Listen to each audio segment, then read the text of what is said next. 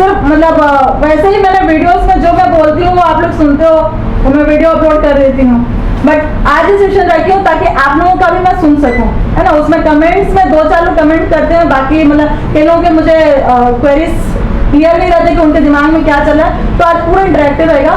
तो आप लोग बताइए कि क्यों आप लोग CGPSC का एग्जाम दे रहे हैं।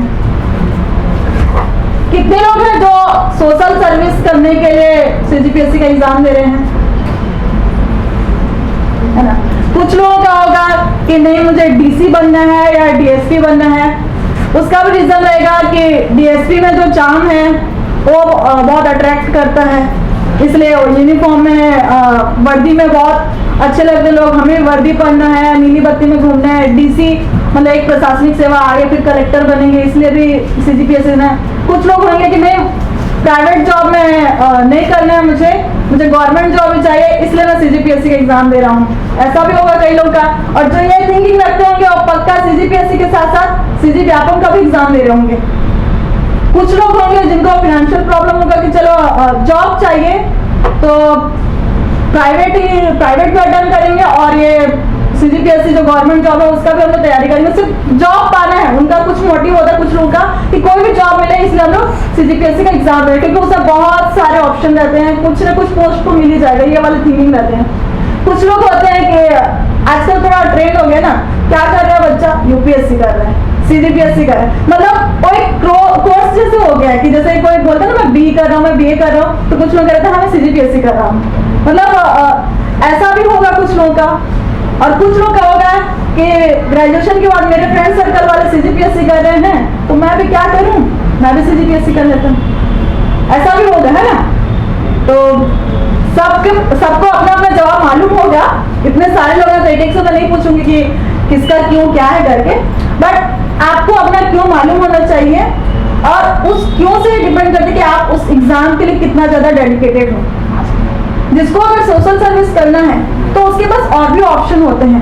आप जब एक जॉब में आ जाते हो तो आपको जॉब के साथ साथ उसमें मतलब सोशल सर्विस भी करना पड़ता है और कुछ जो सोशल सर्विस का ही पार्ट होता है लेकिन वो जॉब टाइप का हो जाता है, जो हम लोग का डेली रूटीन में हम लोग ड्यूटी करते हैं वो सब हो जाता है। बट सोशल सर्विस अगर जिसको करना है उसके पास तो आज के डेट में अगर आप कोविड में देखें तो कितने सारे सामाजिक संस्थाएं आप लोगों को दिखी होंगी, इसके पहले उनके नाम भी नहीं सुने होंगे, लेकिन इसी टाइम यही टाइम था जब सारे सामाजिक संस्थाएं हाईलाइट हुई। तो अगर किसी को सोशल सर्विस करना तो उसके पास वाला ऑप्शन है तो उसका डेडिकेशन लेवल यहाँ पे CGPSC में कम हो जाएगा। जिसको अगर DC बनना है, DSP बनना है, उसको उस लेवल तक डेडिकेटेड होना चाहिए। देखिए CGPSC एक ऐसा प्लेटफॉर्म है जहाँ पे आपको खोने के लिए आपके पास कुछ भी नहीं है लेकिन पाने के लिए बहुत कुछ है। अगर आपका CGPSC में सिलेक्शन नहीं होता तो इतने काबिल तो हो गए आप लोग, ग्रेजुएशन किए हैं कि कहीं ना कहीं से जेब खर्च के लिए, घर चलाने के लिए आप कमा लोगे, लेकिन जो चीज़ CGPSC से मिलेंगी वो और कहीं से नहीं मिलेगी। ये चीज़ आप दिमाग में रखिए और हमेशा ये सोच के पढ़िए कि यही मेरा आखिरी अटेम्प्ट है, यही मेरा आखिरी एग्जाम है। एक बार पढ़ लिया उसके बाद जिंदगी में आगे नहीं पढ़ना है। ये जब सोच रखोगे ना तभी आप लोगों को सक्सेस जल्दी मिलेगी, क्योंकि हम एग्जाम देते जाते हैं, चलो इस बार नहीं हुआ तो दूसरी बार दे देंगे, ये सोच ठीक है। जब एग्जाम पेपर नहीं बनता तो अपने आप को एकदम डीमोटिवेट होने के लिए, डिप्रेशन में जाने से बचाने के लिए उसको रखते हैं, बट अभी ये चीज नहीं सोचना है। अभी सिर्फ ये सोचिए कि जितने लोग मेंस दे रहे हैं ये आप लोग का आखिरी मेंस होगा। जितने लोग इस बार CGPSC का प्रीलिम्स से स्टार्ट कर रहे हैं वो सिर्फ यही वाला PSC देंगे, आगे कोई PSC नहीं देंगे, क्योंकि इसी में ही आप लोग का सिलेक्शन हो जाना है। उस लेवल पे आप लोग को तैयारी करनी है। फिर रिक्वायरमेंट्स, तो रिक्वायरमेंट्स मतलब आप लोग की नहीं, CGPSC की क्या रिक्वायरमेंट्स रहती हैं, मतलब उसमें अगर आप जिस पोस्ट में आप लोग जाना चाहते हो क्या उस पोस्ट में जितनी चीजें आप लोग को मतलब उसमें चाहिए आप लोग उसको फिलफिल करते हो। मतलब जैसे बाकी पोस्ट और DSP पोस्ट उसमें थोड़ा सा दोनों के रिक्वायरमेंट्स में डिफरेंस रहता है। कई लोग कमेंट्स में मुझे बोलते हैं कि फेसबुक हो या यूट्यूब के कमेंट्स हो उसमें कि DSP के लिए हाइट कितना चाहिए, उसके लिए ये कितना चाहिए। यार अगर आप लोग तैयारी कर रहे हो तो जाहिर सी बात है जो भी सीरियसली तैयारी कर रहा होगा वो CGPSC के नोटिफिकेशन को बार बार पढ़ेगा। उसका जो एडवर्टाइजमेंट आता है उसमें सारी चीजें डिटेल से लिखी हुई हैं। कि मतलब एज मिनिमम एज 21 ईयर्स होना चाहिए मैक्सिमम, और अगर डीएसपी के लिए तो 28 ईयर्स होना चाहिए। उसमें भी जो छूट होता है ओबीसी SC ST लोग के लिए 33 ईयर्स, फीमेल के लिए और उसमें 10 ईयर्स का छूट रहता है। नॉर्मल बाकी पोस्ट के लिए उसमें एज क्राइटेरिया दिया हुआ। तो ये सब चीज़ें आपको मालूम होना चाहिए। और कई बार ये मिस्टेक होता है कि कई लोग डीएसपी का फॉर्म भर देते हैं उसमें, लेकिन वो डीएसपी के क्राइटेरिया को फुलफिल नहीं करते हैं। तो ये मिस्टेक आप लोग मत करना, है ना। आप लोग जिसमें हो उसको देखिए, उसमें क्वालिफिकेशन में ज़्यादा कुछ नहीं मांगता, ग्रेजुएशन, सिर्फ ग्रेजुएशन मांगता है। तो अगर आप देखोगे तो यूपीएससी के क्राइटेरिया बहुत मतलब टफ रहते हैं सीजीपीएससी से। तो सीजीपीएससी में जो क्राइटेरिया वो बहुत मतलब कम है, उसमें नंबर ऑफ अटेम्प्ट्स का इसमें नहीं रहता है, जबकि यूपीएससी में रहता है ना 5 अटेम्प्ट्स का रहता है मेरे ख्याल से 7। तो जब यहाँ पे इतनी सारी छूट है तो कई लोग मतलब वो क्वेश्चन अगर यहाँ में से किसी ने पूछा होगा तो आपको आपके जवाब उसी एडवर्टाइजर में मिल जाएंगे। स्टडी मटेरियल्स, हम लोग सबसे ज्यादा गलती किसमें करते हैं? स्टडी मटेरियल्स में। इसमें से कितने लोग कोचिंग करने वाले हैं? ओके, और बाकी लोग कोचिंग नहीं कर रहे। तो आप लोग जाहिर सी बात है जो फ्रेंड्स स्टडी मटेरियल्स उठा रहे होंगे उसको उठा लेते होंगे, या फिर कहीं से जो अच्छा मिल रहा है उसको उठा लो। मार्केट में हम लोग जाते हैं बुक डिपो में, उसमें से बुक देखते हैं, अच्छा कौन सा अच्छा है, 2-4 पन्ने पलटते हैं, अच्छा इसमें अच्छा दिख रहा है, दूसरे में अच्छा नहीं दिख रहा है, तो आप यही ले लेते हैं। क्योंकि मैंने जब प्रीलिम्स दिया था, आप लोगों को पता ही होगा कि मैंने फर्स्ट अटेम्प्ट में ही क्लियर किया था। तो मैंने जब प्रीलिम्स दिया था तो मैं कोई कोचिंग सेंटर नहीं ज्वाइन की थी, और मैं खुद उस समय एक जॉब में थी। तो मेरे साथ भी यही दिक्कत होती थी कि मैं कौन सा मटेरियल उठाऊँ और कौन सा नहीं उठाऊँ। तो मेरे रूममेट थी, तो उनके पास सारे सब्जेक्ट के 5-5 बुक रहते थे। तो मैं खुद उसमें कंफ्यूज होती कौन से बुक को पढ़ूं कौन सा नहीं पढ़ूं। तो उसमें पटेल्स के भी रहते थे, टूटेजा ट्यूटोरियल्स के भी रहते थे, और जो वहाँ जहाँ मैं जॉब करती थी वहाँ के भी जो लोकल बुक्स थे वो सब थे। तो आप लोगों को थोड़ा ऑथेंटिक सोर्स रखना चाहिए। और मैंने जो स्टडी मटेरियल्स यूज़ किया था मैक्सिमम टूटेजा के थे, क्योंकि मैंने जब मेंस कोचिंग ज्वाइन किया था तो वहाँ किया था। लेकिन प्रीलिम्स में भी मैंने उसका जो इंडिया लेवल का और छत्तीसगढ़ लेवल का सामान्य अध्ययन की 2 बुक आती है ना, मैंने उसी को पढ़ा था। और मैंने बहुत सारे अलग अलग बुक पढ़ने की जगह क्या किया था, एक ही बुक्स को बार बार पढ़ा था। तो आप लोग अगर ये गलती कर रहे हैं, देखिए कोई भी बुक एक आध कुछ डाटा उसमें गलत होता है, बाकी सारे डाटा गलत नहीं होते हैं। तो अगर आप क्या कर सकते हैं, अगर कोई जैसे कल्प मिश्र में कोचिंग कर रहे हैं, यहाँ के मटेरियल्स ले रहा है, तो यहाँ पे रख लीजिए। और आपको लगता है कि यहाँ के किसी बुक में कोई डाउट होगा तो आप सिर्फ एक कोई जो रेफरेंस बुक है उसको रख लीजिए, जिसमें डाटा आप लोगों को डाउट लग रहा है उसको रखिए। मेनली जो ज्योग्राफी के डाटा रहते हैं और 2-4 चीजों में ही डिफरेंस रहता है, बाकी सारे कोचिंग सेंटर्स में अगर बुक लिख रहे हैं तो वो लोग बहुत सोच समझ के रखते हैं। तो आप एक ही पैटर्न की बुक्स को फॉलो कीजिए, उसी को बार बार पढ़िए, ठीक है। तो आप लोग शांत मत रहिए ना, बोल सकते हो। और जैसे अलग अलग सब्जेक्ट के, हाँ इसमें मैथ्स का जैसे हो जाता है तो एप्टीट्यूड आता है प्रीलिम्स में। तो प्रीलिम्स में एप्टीट्यूड के लिए आप लोग कहाँ से बनाते हैं? हाँ, RS अग्रवाल की जो इतनी मोटी बुक आती है ना उसमें, लेकिन सॉल्यूशन जो एकदम फिक्स पैटर्न में दे रहा था उसमें दे रहा था, मतलब थोड़ा ट्रिकी कम रहता है। आप अगर देखेंगे तो एक महिंद्रास की आती है एप्टीट्यूड की बुक, तो आप उस बुक को देखिए, वो बहुत पतली सी बुक आती है, लेकिन उसमें जो एप्टीट्यूड के जितने क्वेश्चन आते हैं वो सारे टॉपिक उसमें दिए रहते हैं, और उसमें बहुत अच्छे से सॉल्यूशन उसमें दिया रहता है। और अगर आप मीन्स में उसी पैटर्न में अगर सॉल्यूशन लिखेंगे तो भी उसमें मार्क्स मिलता है। तो मैं आप लोगों को एप्टीट्यूड के लिए सजेस्ट करूँगी, आप लोग उसका जो महिंद्रास का जो आता है बैंकिंग के लिए आता है बुक्स, उसको आप लोग कर सकते हैं, है ना। क्योंकि जो आपका एप्टीट्यूड है वो प्रीलिम्स में तो आता है, प्रीलिम्स में वैसे भी क्वालिफाइड ही रहता है, लेकिन जो BA वाले रहते हैं इंजीनियरिंग वालों के लिए तो ज़्यादा टफ नहीं रहता है, लेकिन जो दूसरा बैकग्राउंड के रहते हैं उनको टफ जाता है, तो वहाँ से भी आपको बनाना है। और मेंस में आपका आता है ना। तो मेंस में अभी तो हम लोग के टाइम पर सिर्फ मैथ्स अभी मेरे ख्याल से मैथ्स और साइंस को कंबाइन करते हैं, तो आप लोगों को वहाँ पे साइंस से कई सारे आंसर नहीं बने। तो आप टाइम सेविंग करना है तो आपके जितनी जल्दी मैथ्स के क्वेश्चन सॉल्व हो उतना आपको साइंस के लिए टाइम मिलेगा। तो इसीलिए बुक्स ना आप लोग चाहे तो सारे उस बुक को एक बार जरूर पढ़िए, वो पतला भी आपका टाइम वेस्ट भी नहीं होगा, आपको समझ में भी आएगा। और 10th का जैसे साइंस की बुक है, साइंस वाले सब्जेक्ट में आप लोग कौन सा बुक लेते हैं? मेरे ख्याल से CG बोर्ड का जो 10th वाला बुक है वही लेते होंगे, उसी को ही बार बार पढ़िए। और एक दो क्वेश्चन आते हैं, जैसे हम लोग को जब तैयारी करते थे, मैं जब टुटेजा में गई थी तो वहाँ पे साइंस की बुक के अलावा भी वो 11-12 के कुछ जो केमिकल इक्वेशन टाइप के जो चीज़ें रहती हैं, टॉपिक्स मुझे एकदम याद नहीं है क्लियरली, बट उसके लिए उन्होंने 11-12 के बुक्स का रेफरेंस लेकर उससे बताया था। पर लिटरली बोलो, वहाँ पे सर पढ़ाए थे, मैंने पढ़ा था, बट उसको मैंने 12 प्रैक्टिस किया, बट वो मेरे दिमाग में नहीं आ रहा था। तो जो चीज़ें टफ है उसको आप साइड कर सकते हो, लेकिन जो इजी है उसको अच्छे से आप लोग कवर करेंगे। तो जो 10th की बुक है ना, उसको तो आप मैथ्स हो या साइंस हो, उसको 10-15 जितना बार पढ़ सकते हो, पढ़ लीजिए, ताकि कहीं से भी कुछ आए तो एटलीस्ट आपको पेज भी दिख जाए कि कौन सी पेज में क्या दिया है। और साइंस में सबसे जो बायो वाला पोर्शन होता है उसमें डायग्राम, क्योंकि डायग्राम अगर आप सही बनाए हैं तो आपको नंबर मिलने के चांसेस ज़्यादा होते हैं, क्योंकि हम लोग 3 लाइन में जो चीज़ें लिख रहे हैं, हम एक डायग्राम में वो सारी चीज़ों को दिखा सकते हैं। बट ऐसा नहीं कि सिर्फ डायग्राम बना दिया और लिखे नहीं, दोनों आपको साथ में लेके चलना है, इसलिए डायग्राम की प्रैक्टिस भी जरूर करना है। और कौन कौन सा सब्जेक्ट होता है? हाँ, वो जो दर्शन शास्त्र समाज है उसके लिए जो टुटेजा की पतली पतली बुक आई थी, मैंने वही पढ़ा था। बट संविधान के लिए कई लोग क्या करते हैं, लक्ष्मीकांत की बुक उठा लेते हैं। अगर आप यूपीएससी की तैयारी कर रहे हो तब आप लक्ष्मीकांत पे जाओ, उसका पढ़ो, आप लोगों को मतलब उसमें टाइम भी मतलब अच्छा रहेगा। लेकिन अगर आप सीजीपीएससी के लिए कर रहे हैं ना, तो अगर आप लक्ष्मीकांत का बुक ले रहे हैं तो मैं बोलूँगी कि सिर्फ एक लिमिटेड टॉपिक्स जो ज़्यादा इंपॉर्टेंट है और एग्जाम में बार बार आता है, उसी के लिए आप लोग लक्ष्मीकांत की बुक लीजिए। और अदरवाइज पूरा, क्योंकि लक्ष्मीकांत की बुक को पढ़ने में ही बहुत टाइम लग जाता है, तो इतना टाइम आप लोग के पास नहीं है और समझने में उसको और लगता है। प्रस्तावना तो जरूर लक्ष्मीकांत से ही पढ़ना चाहिए, जो संविधान की प्रस्तावना है। और एक दो चीज़ें हैं जो जैसे राष्ट्रपति का महाभियोग वाला रहता है, वो सारे टॉपिक्स आप लक्ष्मीकांत से पढ़ सकते हो। और मैक्सिमम ना, जैसे यहाँ के भी तो स्टडी मटेरियल्स अलग से प्रोवाइड कराते होंगे ना, यहाँ का भी आप देख सकते हो, है ना।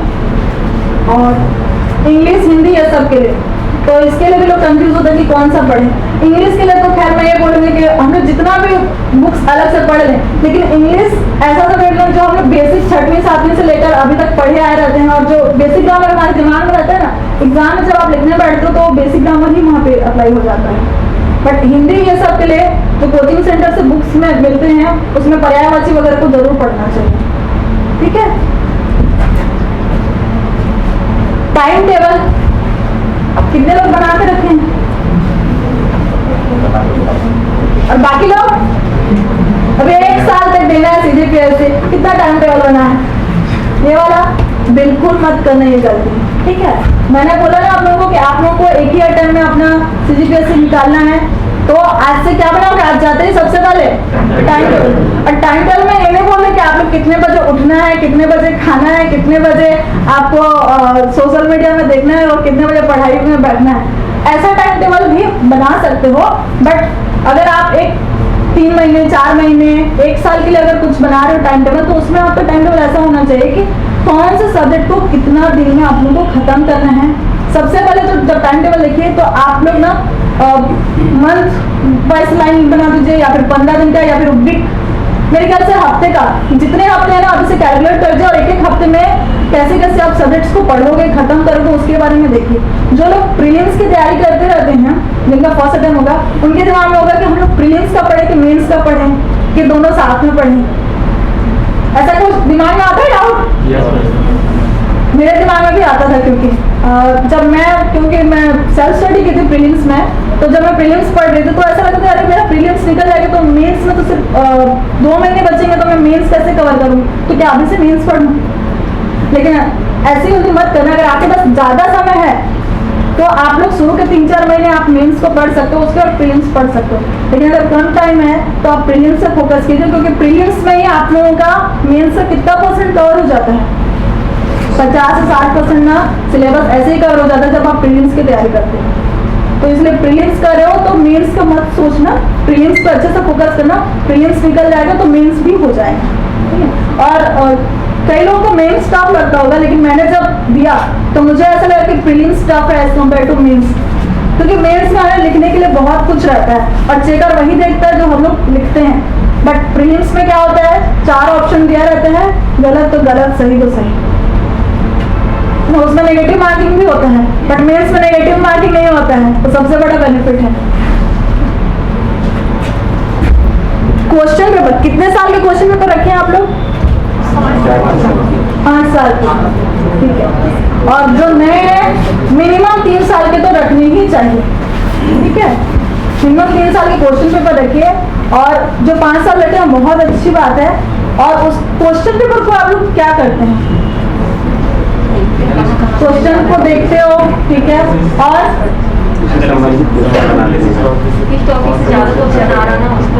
हाँ, और जो 20 नंबर के क्वेश्चन आते हैं कई बार देखना वो क्वेश्चन रिपीट नहीं होता है, नया ही टॉपिक आ जाता है कई बार 20 नंबर के क्वेश्चन में। इसलिए क्वेश्चन पेपर को अगर आप देख रहे हो तो क्वेश्चन का तरीका देखिए, और जो उसमें 2 नंबर के क्वेश्चन रहते हैं ना उसको आप लोग कैसे मतलब उसको लिख सकते हैं। और जितने क्वेश्चन है सबका आप लोग क्या करना, जब भी क्वेश्चन पेपर लिखो तो टॉपिक वाइज आप एक नोट्स बना लो, ठीक है। ये मत देखना कि वो 2 नंबर में पूछा है कि 10 नंबर में पूछा है, जिस टॉपिक से भी क्वेश्चन आया है आप लोग अपने पास एक नोट्स बनाना, वो क्वेश्चन पेपर के बेस पे नोट्स होगा, तो उसमें सारे टॉपिक का हेडिंग डाल देना। और बाद में जब रिटर्न प्रैक्टिस करोगे तो उसी 2-2 नंबर का सबका शॉर्ट में जो की पॉइंट्स है उसको जरूर लिखना। तो ये आपका एक क्वेश्चन पेपर के साथ साथ उसका आंसर शीट भी तैयार हो जाएगा। मतलब मैं ये नहीं बोली कि पूरा का पूरा आंसर लिखो सारे क्वेश्चन का, उतना तो लिख नहीं सकते, 5 साल के क्वेश्चन पेपर लिखोगे बहुत टाइम लग जाएगा, लेकिन सब टॉपिक्स को तो लिख सकते हो। और जितने उसके मैथ्स हैं, मैथ्स जरूर बनाना, उसमें ऐसे आप ऐसे भी हाँ ऐसे भी आता है, जो लेटर वगैरह आता है हिंदी या इंग्लिश में उसको लिखने की जरूर प्रैक्टिस करना। शॉर्ट नोट्स, कितने लोगों के पास सारे सब्जेक्ट्स के नोट्स हैं और कितने लोगों के पास नहीं है? तो कितने लोगों के पास हैं? और बाकी लोग नोट्स नहीं बनाए हो? कब बनाओगे फिर? आज से बनाना स्टार्ट करना। जो भी पढ़ते हो आप लोग के पढ़ने का तरीका क्या है मुझे नहीं मालूम, मेरा क्या तरीका था, मैं पहले कोई नया बुक है तो पहले उसको एक बार पूरा पढ़ती थी, क्योंकि पहली बार वो चीजें समझ में नहीं आती है। दूसरी बार फिर से पढ़ती थी तो उसमें क्या करती थी, फिर मैं जो मेन चीजें रहती थी उसको अंडरलाइन करती थी या फिर हाईलाइटर से हाईलाइट कर दूँ। तीसरी बार में फिर क्या करूँ, उसका नोट्स बना। लेकिन अगर टाइम कम है, जैसे मेंस का जब मैंने तैयारी किया तो मेंस में मुझे इतना सब चीज करने का टाइम नहीं था, तो मेंस से मैं जब पहली बार भी रीडिंग ले रही थी तो सीधा उसका नोट्स बनाते बनाते कर रही थी। तो नोट्स कैसे बनाना है, सिनॉप्सिस पैटर्न में शॉर्ट नोट्स बनाना है। जो अजय करके हैं उन्होंने बहुत अच्छा नोट्स बनाए हैं, वो आए थे मेरे ऑफिस में, देखा था, और वैसे ही पैटर्न में। तो किसी को नोट्स बनाने में कोई कंफ्यूजन हो तो पूछ लो। जैसे छत्तीसगढ़ का है उसमें तो छत्तीसगढ़ में तो बहुत सारा चीज है, उसमें बताओ मतलब जैसे उसको ज्योग्राफी का अगर बनाना है तो ज्योग्राफी के लिए ना मैं तो बोलूँगी कि नक्शा जिसको बनाना आ गया तो बहुत अच्छी बात है। मैं जब मेंस की कोचिंग करी तब एक लड़का आया था, उसका नक्शा वो बनाता था, तो मैंने उसको देखा था, वो घोड़ा टाइप से बनाता था, तो मैंने ऐसे रफली बनाना सीख गया था। फिर उसमें जिले वाइज उसको डिवाइड करके उसमें जिलों के नाम हो करके।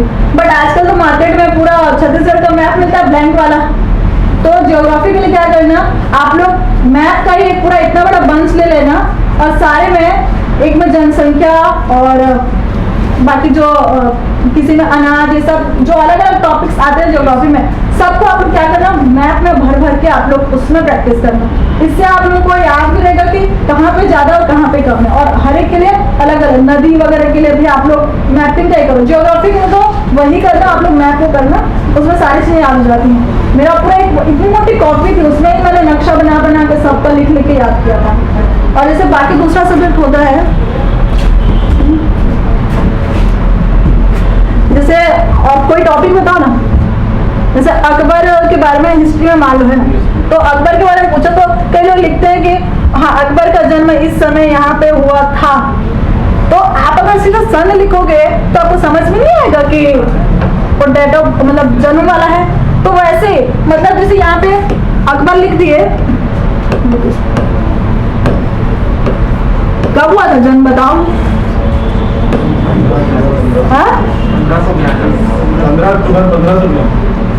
ठीक है, यहाँ पे डेट ऑफ बर्थ और उसके बाद फिर जब वो यहाँ से चले गए तब, है ना। और ऐसे ही उनके बाद कौन कौन सा वो गेट वगैरह क्या क्या किए थे सब एक एक बस कीवर्ड्स में लिखा करो। मतलब आपके पास नोट्स ऐसा होना चाहिए कि जब आप एग्जाम देने जा रहे हो, मेंस में 2 पेपर होता है एक दिन में, मालूम है ना, जो लोग फर्स्ट अटेम्प्ट दे रहे हो उनको मालूम है ना, मेंस में एक दिन में 2 पेपर होता है। तो 2 पेपर कितने सब्जेक्ट होते हैं? 5 से 6 सब्जेक्ट होते हैं मेरे ख्याल से, 5 सब्जेक्ट होते हैं मेरे, तीन, ठीक है। तो आप 6-7 सब्जेक्ट का एक रात में कैसे तैयारी करोगे? तो जब ऐसा नोट्स बनाए रहोगे ना, तभी वो आप लोग उसको रिवीजन कर सकते हो। मुझे याद है जब मैं मेंस का दे रही थी तो मेरे साथ साथ मेरे भैया भी दे रहे थे, तो हम दोनों अलग अलग जगह कोचिंग कर रहे थे और दोनों ने नोट्स अलग अलग पैटर्न में बनाया था। जब हम लोग सुबह एग्जाम के लिए साथ में निकलते थे तो मैं उनसे पूछते थे आप पूरा रिवीजन कर लिए? तो बोलते कि यार कंप्लीट नहीं हुआ है, थोड़ा बचा हुआ है। अब तब तक मेरा 2 बार रिवीजन हो गया था। रीजन भैया क्या कहते नोट्स पूरा लॉन्ग कट में लिखे थे सारे नोट्स, तो उनको उसको पूरा पढ़ने में उनको बहुत टाइम लगा, और मैंने शॉर्ट में बनाया था और मैंने शॉर्ट था करके पहले ही बार बार पढ़ लिया था, इसलिए मुझे टाइम नहीं लगा ज़्यादा। तो आप लोगों को भी क्या करना है? शॉर्ट नोट्स बनाना है, ठीक है? और नोट्स बनाना ही है। अगर आप लोग CGPSC क्रैक करना चाहते हो तो कई लोग जब बुक के सहारे हम लोग एग्जाम निकाल देंगे वाली थिंकिंग होगी ना, तो लोग हटा दो और सारे सब्जेक्ट्स के नोट्स बनाना। तो ऐसे तक का नोट्स बनाना है आपको। नोट्स क्या होता है, जैसे मैं कोचिंग करी तो अगर आप लोग देखेंगे 4-5 साल के PSC में तो प्री और मेंस के बीच में मिनिमम 3 महीने का गैप रहता है, लेकिन जिस बार हम लोग दिए थे 2016 PSC तो उसमें प्री और मेंस के बीच में सिर्फ कम टाइम था।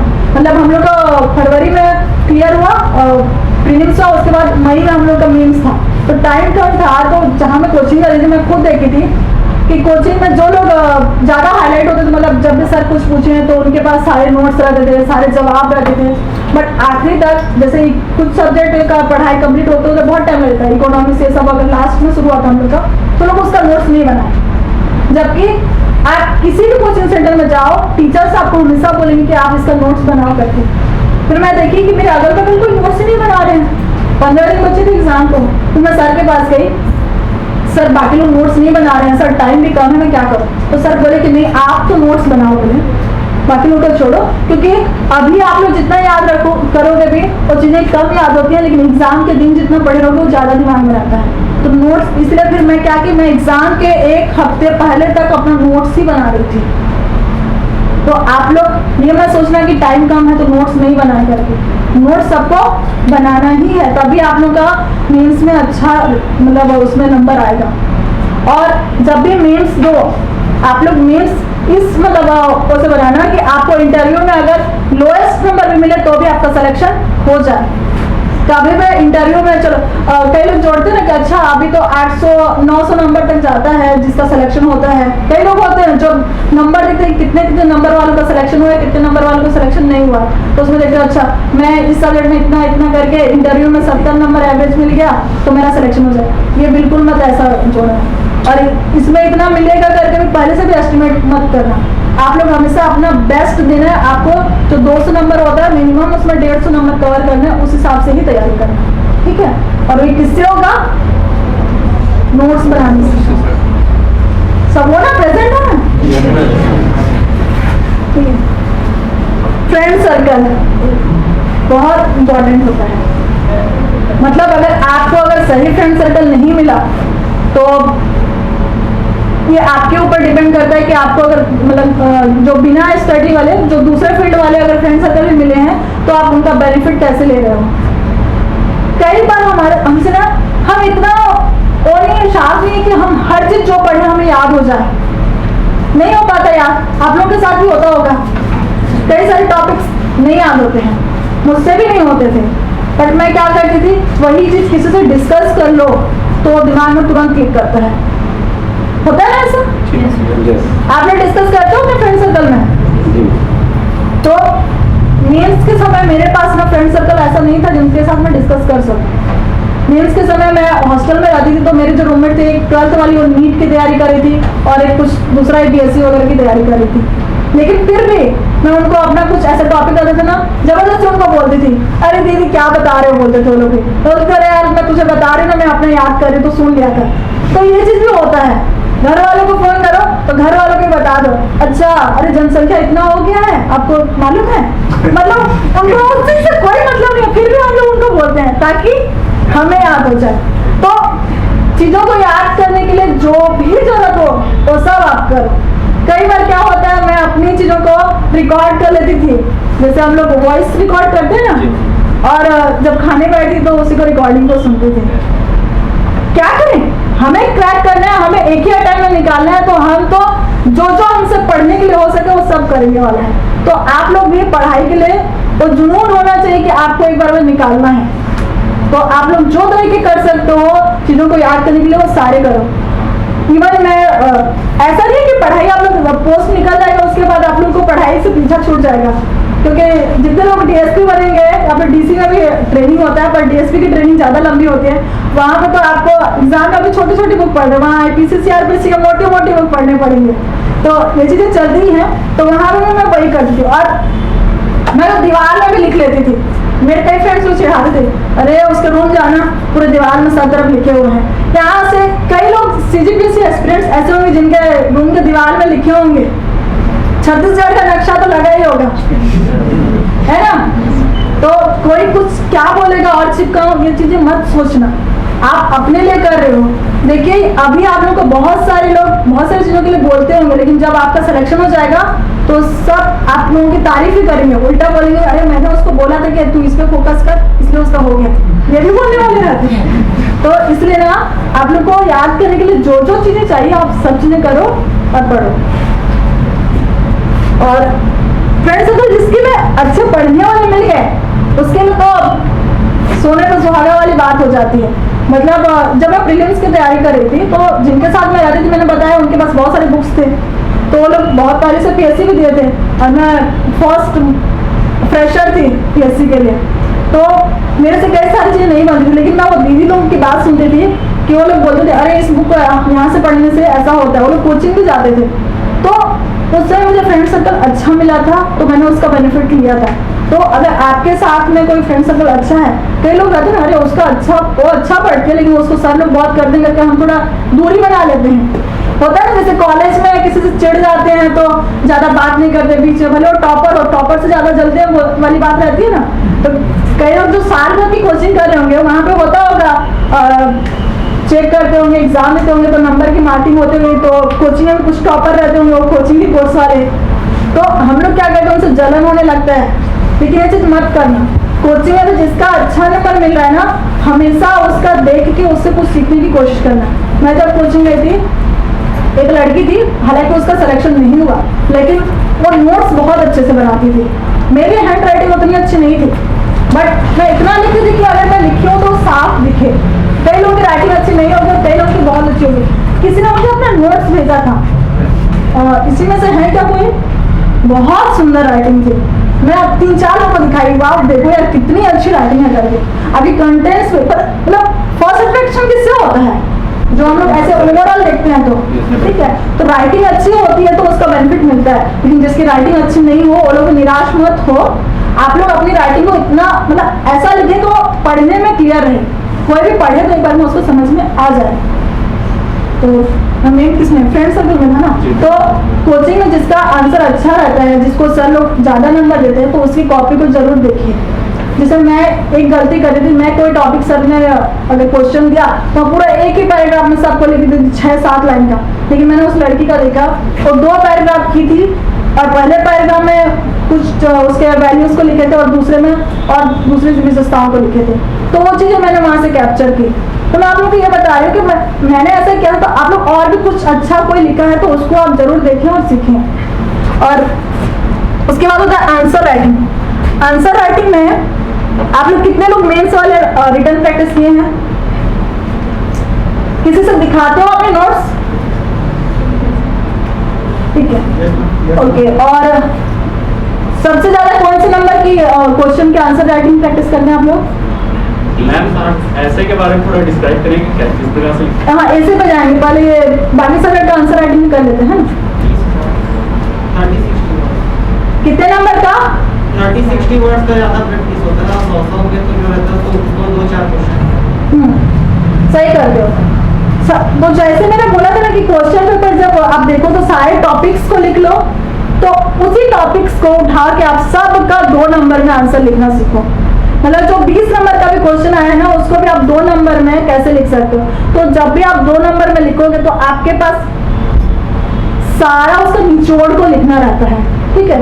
तो पूरी अच्छा दाल सबको लास्ट में लेते हैं, तो जब चेक किया जाता है हम लोग का आंसर से तो वो भी तो ऐसा ही कुछ करता होगा। तो सबसे पहले क्या देखता है, 2 नंबर के आंसर।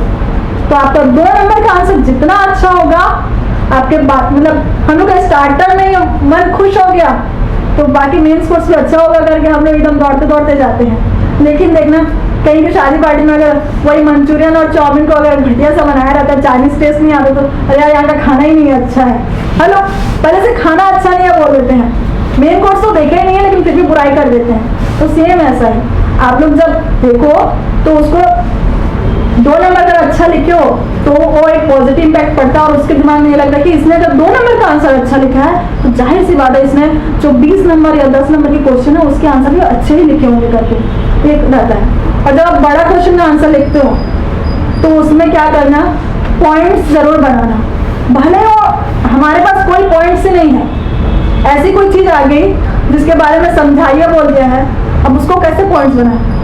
तो आप उसमें 2 नंबर का सोच रहे हैं कि हम लोग इसको कैसे डिस्क्राइब कर सकते हैं। एक पहले विशेषता मतलब उसका परिभाषा, फिर उसकी कोई भी विशेषता है, उसका पॉजिटिव, उसका नेगेटिव, सारे इम्पैक्ट लिख देना। और आंसर में कभी भी कोई चीज देता है तो उसको एक ही वे में मत लिखना कि उसको आप सपोर्ट कर रहे हो टाइप से या उसका विरोध कर रहे हो टाइप से, है ना। आपको उसमें ऐसा लिखना है कि उसका पॉजिटिविटी भी दिख जाए और नेगेटिविटी भी लिख जाए और लास्ट में सुझाव जरूर लिखना है। जैसे खासकर लोक प्रशासन वाले जो विषय है उसके आंसर राइटिंग में आपको लास्ट में सुझाव लिखना चाहिए। और ऐसे की बात, ऐसे भी जैसे कुछ टॉपिक्स ऐसे आते हैं कि अरे इसमें ऐसे कैसे लिखें। हम लोग जब तैयारी किए रहते हैं, जैसे हम लोग के टाइम में 2016 में विमुद्रीकरण चल रहा था, तो विमुद्रीकरण में जैसे बहुत सारे टॉपिक्स हो गए थे, उसका मैंने अच्छे से तैयारी किया था। बट छत्तीसगढ़ का जब ऐसे की बात है तो उसमें लिखा था भौगोलिक विशेषताएं। अगर आप लोग देखे होंगे उस समय क्वेश्चन पेपर, तो भौगोलिक छत्तीसगढ़ की भौगोलिक विशेषताएं के बारे में बताया, इस टाइप का कुछ लिखा था उसमें टॉपिक। अब मैंने तो पढ़ा था जो हम लोग धरातलीय या भौगोलिक लिखते ना 5 टाइप्स, तो वही मुझे पता था।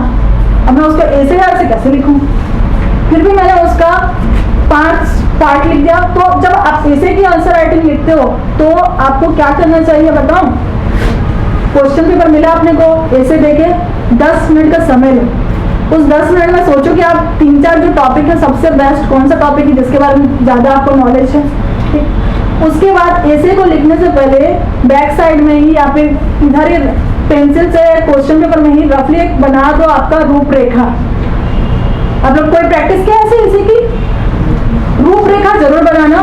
उसमें आप लिखना कि लोग बोलते हैं कि प्रस्तावना और उपसंहार नहीं लिखना चाहिए, तेरों के दिमाग में कंफ्यूजन रहता है, बट लिख सकते हो नो डाउट। आप लोग उसमें प्रस्तावना और उपसंहार लिखो तो उसमें नंबर कटेगा वाला कुछ नहीं आता। और पूरा बना दो कौन कौन से टॉपिक्स आपको लिखना है, उसका विशेषताएं क्या। उस 10 मिनट में आप पूरा सोच लो, उसके बाद उस ऐसे को लिखना स्टार्ट करो। क्योंकि आप बड़ा और खासकर 20 नंबर के क्वेश्चन में भी आप लोग ये चीज कर सकते हो। और कई बार क्या मिस्टेक होता है जब एग्जाम देते हैं, तो मैं बताऊं हम लोग के पास 20 नंबर के या अभी तो शायद कम नंबर के आते हैं ना, 15 नंबर के 2 क्वेश्चन अथवा में रहता है, या तो इसको बनाए या तो उसको। हम लोग एक क्वेश्चन को बनाने लग जाते हैं और फिर बीच में याद आता है कि अरे इसका बाकी कंटेंट्स नहीं पता है, दूसरा क्वेश्चन को लिखता तो ज्यादा अच्छा था, फिर लोग उसको काट के दूसरा को अटेम्प्ट करने लग जाते हैं, टाइम गया और मेंटली प्रेशर वो भी। तो इसलिए पहले सोच लो कि उसका क्या क्या कंटेंट है। तो 15 नंबर का जब भी आंसर लिखो ना, उसके 4-5 पॉइंट साइड में लिख लो कि क्या क्या पॉइंट को लेके आपको उसका आंसर डिस्क्राइब करना है और वैसे अटेम्प्ट करना है। और एग्जाम में ये भी रहता है कि हम पहले कौन से क्वेश्चन को अटेम्प्ट करें, 2 नंबर को बनाएं, 4 नंबर को बनाएं, और 15 नंबर को बनाएं, 8 बनाएं, 10 बनाएं, ऐसा रहता है। तो सबसे पहले 2 नंबर को लिख लो, लेकिन टाइम मैनेजमेंट वहां पे भी आपको लगेगा। 3 घंटे की चीजों में आपको सारी चीजें लगती हैं। 15 नंबर के जब क्वेश्चन लिखो तो आपको ज्यादा समय लगता है। CGPSC का एक चीज अच्छा लगता है मुझे को प्रॉपर स्पेस दे दिया रहता है कितना लिखना है, तो हमें मालूम रहता है। तो कई लोग तो 15 नंबर का एकदम 3 पन्ना लिखा तो एकदम 5-6 पन्ना भी ले लिया, अगर उसमें ऐसे पे स्पेस नहीं दिया होगा तो आप लोग पहले 2 नंबर के क्वेश्चन अटेम्प्ट करना, उसके बाद 2 नंबर का आधे घंटे में बना के ना तुरंत स्विच कर जाना बड़े नंबर के क्वेश्चन में, क्योंकि ज्यादा नंबर जिसमें है वहीं पे आपको तो खींचना है, आपको पास वही वाला नंबर मतलब कराएगा। और 2 नंबर वाला 2 नंबर भी इम्पोर्टेंट है, और बाकी जो 4 और 6 नंबर है उसको लास्ट में अटेम्प्ट किया करो। तो ये आपका एग्जाम में जो टाइम मैनेजमेंट है उससे होता है। और ऐसे में एक डाउट क्लियर हो गया। एक चीज और, जब भी ऐसे लिखो कोटेशन जरूर डालो। कई लोगों को बहुत सारे कोटेशन याद होते हैं, मैं जो ऐसे के टॉपिक है उसकी तैयारी करूँ उतना ही बहुत लगता था मुझे। तो मैं क्या की थी, एक ही कोटेशन को अच्छे से याद कर ली थी और मैंने जो दो ऐसे थे दोनों में सेम कोटेशन लिख दिया था। क्योंकि इंडिया का चेक तो अलग कोई करेगा, छत्तीसगढ़ का चेक कोई अलग करेगा, और कोटेशन मैंने ऐसा सोचा था जो कि कोई भी टॉपिक हो उसमें फिट बैठे। तो आप लोग ऐसा कोई कोटेशन जरूर तैयारी करना, और ऐसे कि स्टार्टिंग और लास्ट में दोनों में लिखोगे तो और भी बेस्ट है। कुछ टॉपिक्स होते हैं जिसके लिए बहुत अच्छा, मतलब नारी शक्ति में मैंने बहुत अच्छा तैयारी किया था, वो आया नहीं था तो उसका मैंने 3-4 कोटेशन पढ़ लिया था ताकि बीच में भी लिखूं। और एक चीज आंसर राइटिंग में एक और चीज बताना चाहूंगी कि कई लोग होंगे जो ब्लैक पेन से लिख रहे होंगे खाली आंसर, कई लोग होंगे जो खाली ब्लू पेन से लिख रहे होंगे। तैयारी में मैंने दोनों पेन यूज किया था, जो हेडिंग्स रहते थे उसको मैंने ब्लैक से दिया था और जो कंटेंट्स रहते थे उसको ब्लू से दिया था। कुछ लोग रहते हैं जो अंडरलाइन करते लिख के करते, बट अंडरलाइन कुछ टॉपिक्स ऐसे आते हैं, हेडिंग्स ऐसे आते हैं कि बहुत नंबर रहता है। और मेरे से मैं बताऊं, जैसे मैं कोई चीज लिखी तो इसमें अगर सीधी लाइन लिखना है ना तो ऐसे टेढ़ा मेढ़ा होटल लग जाता है तो बहुत खराब दिखता है। और वहां पे स्केल पकड़ के स्केल से अंडरलाइन करोगे टाइम जाएगा। तो इसलिए मैंने बेस्ट सॉल्यूशन अपना खुद के लिए निकाला था कि मैं ब्लैक से हेडिंग देती थी और ब्लू से लिखती थी। और आंसर राइटिंग के टाइम आपका जो पेज ओरिएंटेशन रहता है, जैसे ये पेज है आपका, पेज में देखना मेंस का आंसर शीट देखिए आप लोग, उसमें इतना मार्जिन रहता है और इधर ही लिखना रहता है। यहाँ पे क्वेश्चन नंबर दिया रहता है, जो भी क्वेश्चन नंबर है उसमें कितना नंबर है वो दिया रहता है। तो कई लोग रहते हैं कि इसमें भी चीजों को लिख लेते हैं, है ना। जैसे आपने साथ भेजा था तो डायग्राम यहाँ पे ही बना हुआ था मेरे ख्याल से, वो चीज नहीं करना है। इधर का स्पेस आप बिल्कुल यूज मत करो, जो भी लिखोगे आप लोग इधर ही लिखो। और अगर जैसे कई लोग ये आदत रहती है एरो डाल के लिखने की, नोट्स में बनाते हैं तो, बट अगर आप सोचो यहाँ पे आप एरो डालोगे तो आपके पास स्पेस कम है ना, एक तो लेटर यहाँ आ जाते हैं, तो आप एरो मत डालना। और एरो उतना अच्छा नहीं दिखता जितना आपका बुलेट पॉइंट्स दिखता है। तो आप लोग चाहे तो ऐसे बुलेट पॉइंट्स भी दे सकते हो या फिर स्टार वगैरह बना लिया करो, ठीक है। और ये लाइनअप आपका सही होना चाहिए, ये नहीं कि एक तो डॉट यहाँ दिए और एक तो डॉट यहाँ दिए, तो ये बहुत बेकार दिखता है। ये सारे एक सीध में दिखना चाहिए। आप लोग गाइड बुक वगैरह देखे ना, उसमें अगर आप देखना स्केल से पकड़ के लिखना, थोड़ा भी आगे पीछे नहीं होता है। तो हमारी आंसर शीट में क्यों ऐसा हो। और जब मेंस का आंसर शीट की तैयारी करो तो जैसे 2 नंबर का भी लिखने का अगर प्रैक्टिस कर रहे हो तो मैं ये जरूर बोलूंगी कि आप लोग जो मार्केट में तो मिलता है, जो अपना आंसर शीट मिलता है सेम वैसा ही कॉपी मिलता है मार्केट में, उसको ले लिया करो, उसमें लिख के क्या करो। मेंस के समय मैंने एक चीज और किया था, मेरे एक फ्रेंड थे, हम दोनों एक दूसरे को क्वेश्चन देते थे। मैं कुछ क्वेश्चन उनको लिख के देती थी और कुछ वो मुझे लिख के देते थे, फिर अगले दिन जमा करते और पूरा टाइम देख के, जितना टाइम होना चाहिए, जैसे 2 नंबर का लिखे तो आधा घंटा से 1 मिनट भी एक्स्ट्रा नहीं, बकायदा टाइमर लगा के आधे घंटे में 2 नंबर के 5-6 क्वेश्चन हम लोग लिखने का प्रैक्टिस कर देते। तो आप लोग भी ऐसा कर सकते हो। और फिर दोनों एक दूसरे का चेक भी करते थे और उसके बाद चेक किया और उसके बाद फिर खुद से एनालिसिस भी जरूर करते थे। क्योंकि आप अगर किसी चीज को देखोगे तो आपसे बेहतर कोई नहीं समझ सकता कि उसमें और क्या चीजें होने से बहुत अच्छा रहता है। तो जब हम लोग एक दूसरे का करते थे तो मैं उसमें खामियां निकालने की कोशिश करती थी। और मेरे ख्याल से एक एस्पिरेंट्स करके वेब सीरीज आया था, देखे हैं? कितने लोग देखे हैं?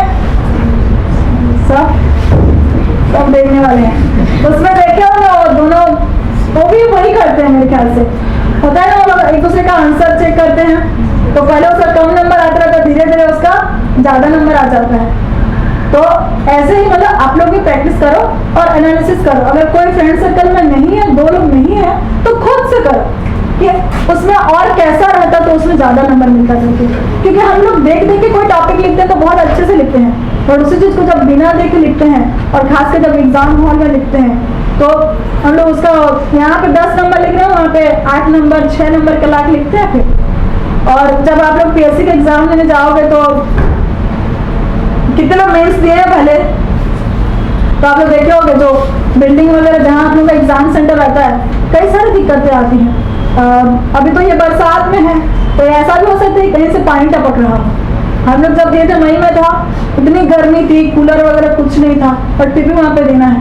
तो बहुत सारी चीज़ें होती हैं जो आपको डिफेक्ट करती हैं, बट अगर आपकी तैयारी अच्छी है तो कॉन्फिडेंस बना रहेगा और अच्छे से बनेगा।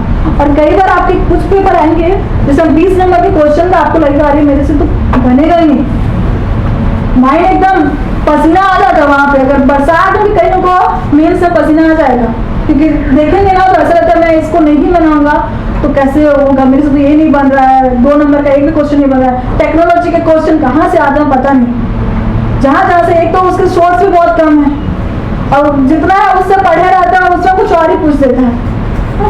इसको क्या करूँ ऐसा लगता है। पेपर 7 की मैम, पेपर 7 जो ये एक्ट्स वाले हैं, हाँ बता दिया करो, मैं भूल रही। जैसे पेपर 7 की बात है, उसमें अधिनियम है, तो आप लोग कौन सी बुक से पढ़ रहे हो? देखो बेयर एक्ट आते हैं जो हम लोग मेजर एक्ट माइनर एक्ट करके हम लोगों के पास बुक रहती है। तो आपको अगर ज़्यादा दिक्कत है ना तो एक सजेशन दूंगी, आपके पास आसपास में कोई पुलिस थाना होगा ना, वहाँ जाके उनके पास बुक जरूर होगा IPC CRPC का, और एक विविध अधिनियम करके, जो विविध अधिनियम है ना उसका आपका मानव संरक्षण वाला और महिला संबंधी अपराध जितने चीजें सब दिए होंगे। तो आप लोग वहाँ पे 5 मिनट उनके बुक मांग के उसका फोटो खींच लिया करो और उसको प्रिंट करवा लिया करो, ये एक आपके लिए मटेरियल वाला हो जाएगा। और दूसरा, किसी जैसे ये एक्ट्स वाला है, किसी अधिकारी से अगर पूछोगे या फिर किसी लॉ वाले से तो आपको बहुत शॉर्ट में समझा देगा। क्योंकि जब हम लोग एकेडमी गए थे और हम लोगों ने जब फर्स्ट टाइम IPC पढ़ा था, क्योंकि मेरे मेंस के टाइम ये सब नहीं था, है ना, तो जब IPC पढ़ा तो हमें समझ में नहीं आ रहा था। IPC में इतने सारे मतलब धाराएं हैं, कौन सा इम्पोर्टेंट है कौन सा नहीं है, और तो उसमें हमें कंफ्यूजन हो जाते हैं। 400 से ज़्यादा धाराएं हैं IPC में, कितने को पढ़ोगे, और जो इम्पोर्टेंट नहीं है हम लोग उसको भी पढ़ने लग जाते हैं। तो अगर आप किसी लॉ वाले से अगर इस चीज़ के बारे में डिस्कस कर लो तो बेस्ट रहेगा। और बीच में आगे बनाने वाली थी इसके वीडियोस IPC से रिलेटेड और CRPC से रिलेटेड, बट कुछ टाइम ऐसा हुआ कि नहीं बना पाई। बट मैं जो अभी वाले मेंस वाले हैं मतलब पर्सनली मैं अभी कुछ दिन हूँ, लास्ट में आप लोग मेरे से मिल सकते हो, IPC CRPC के लिए मैं बता दूंगी, और जो लोग थोड़ा लेट से दे रहे हैं उनके लिए मैं वीडियो बना के डाल दूंगी, ठीक है। उसमें जितने अधिनियम है सारे का बना दूंगी, ठीक है। कौन बोला था 7 पेपर मैं बना के भेज दूंगी ना वीडियो, क्लियर हुआ?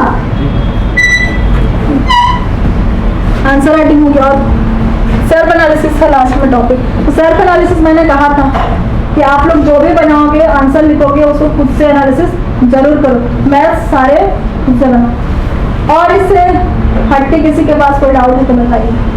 मैम स्टडी मटेरियल पे एक बार और बताएं, कौन सा पब्लिकेशन का देना ठीक रहेगा, कि किसी कोचिंग इंस्टीट्यूट का डायरेक्ट उठा ले या फिर पर्सनल अलग अलग लेना?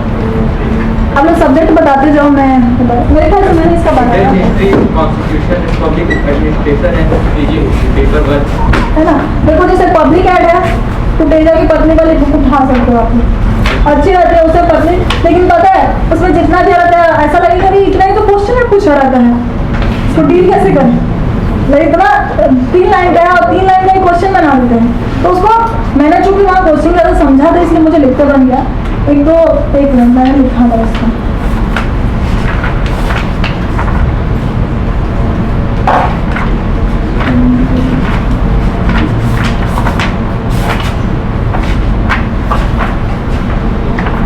मैंने बनाया था। जैसे मैक्सिमम बुक्स तो आप तेजा की बेस्ट है, मैंने पढ़ा था, आप उसका ले सकते हो। जैसे आप लोगों का समाज शास्त्र, दर्शन शास्त्र, लोक प्रशासन, इसके लिए बाकी कुछ डेली आईएएस के भी कुछ बुक्स आते हैं, लेकिन उनका बहुत मोटा मटेरियल्स लगता है इसलिए मैंने उसको कम रेफर किया था। मेरे भैया डेली आईएएस जाते तो उन्होंने वहीं का पढ़ा था पूरा।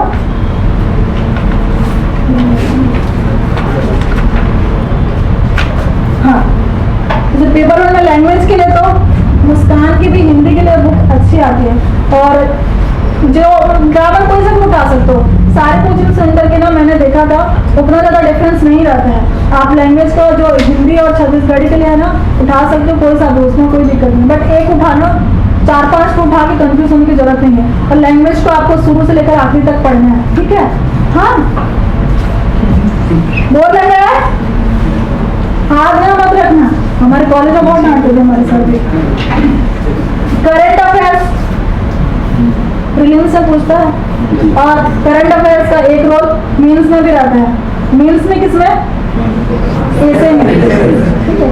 तो करंट अफेयर के लिए कई लोग होते हैं जो डेली न्यूज़पेपर पढ़ते हैं, बट न्यूज़पेपर पढ़ने में बहुत टाइम लगता है।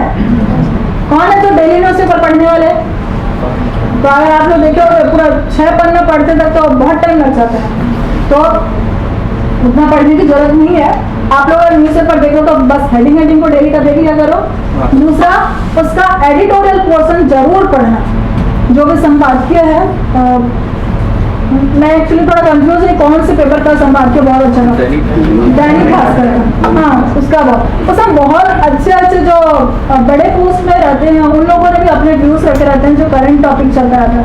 तो इसके लिए हम लोग अभी से वो हैबिट डालें ना, तो आगे चल के हम लोग को फायदा देता है मतलब ऐसे लिखने में।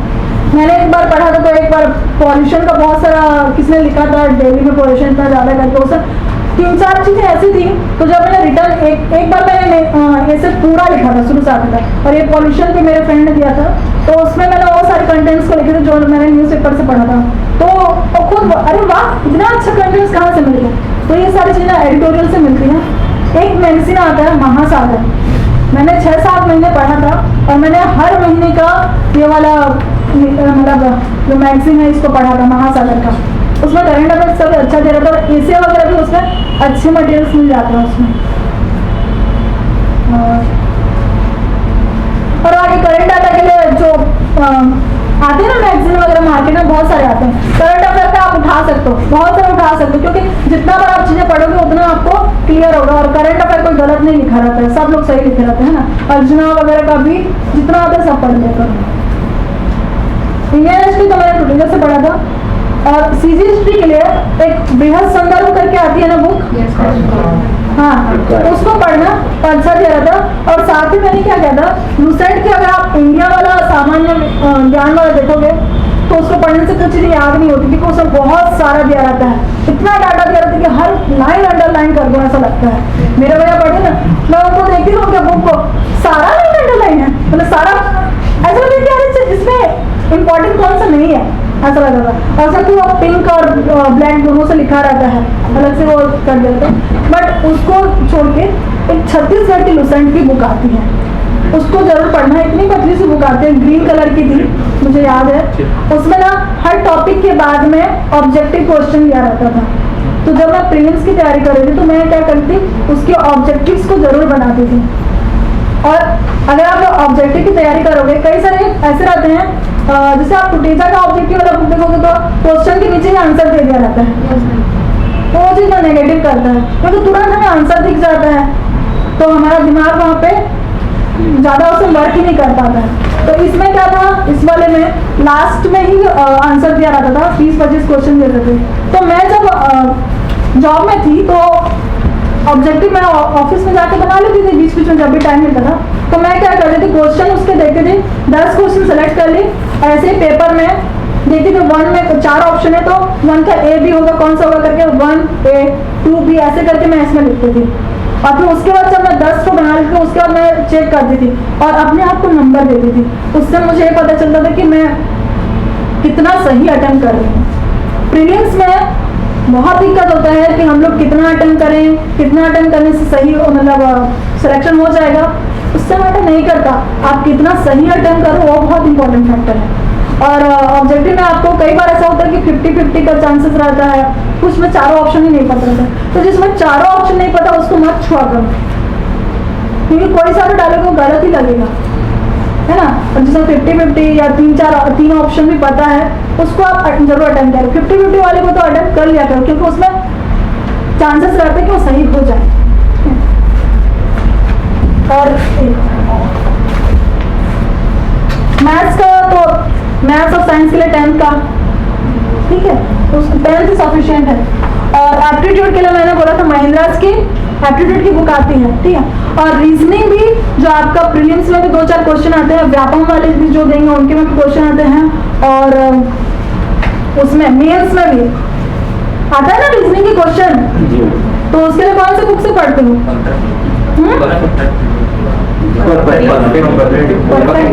अच्छा जो परफेक्ट दीपक कुमार बट वो भी इतनी मोटी है, मुझे याद आ गया। उसमें भी आप क्या करो पता है, ये जो महिंद्रास की बैंकिंग वाला बुक आता है ना, रीजनिंग के लिए आता है, आप वो बुक उठा लेना। मैंने पीएससी की तैयारी से पहले बैंकिंग की तैयारी की थी, तो मैंने वही 2 पतली पतली बुक की तैयारी की थी, और उसमें सारे जो वेराइटीज ऑफ क्वेश्चन रहते हैं उसमें दिए रहते हैं, 1-2 टॉपिक उसमें एक्स्ट्रा मिल जाएगा।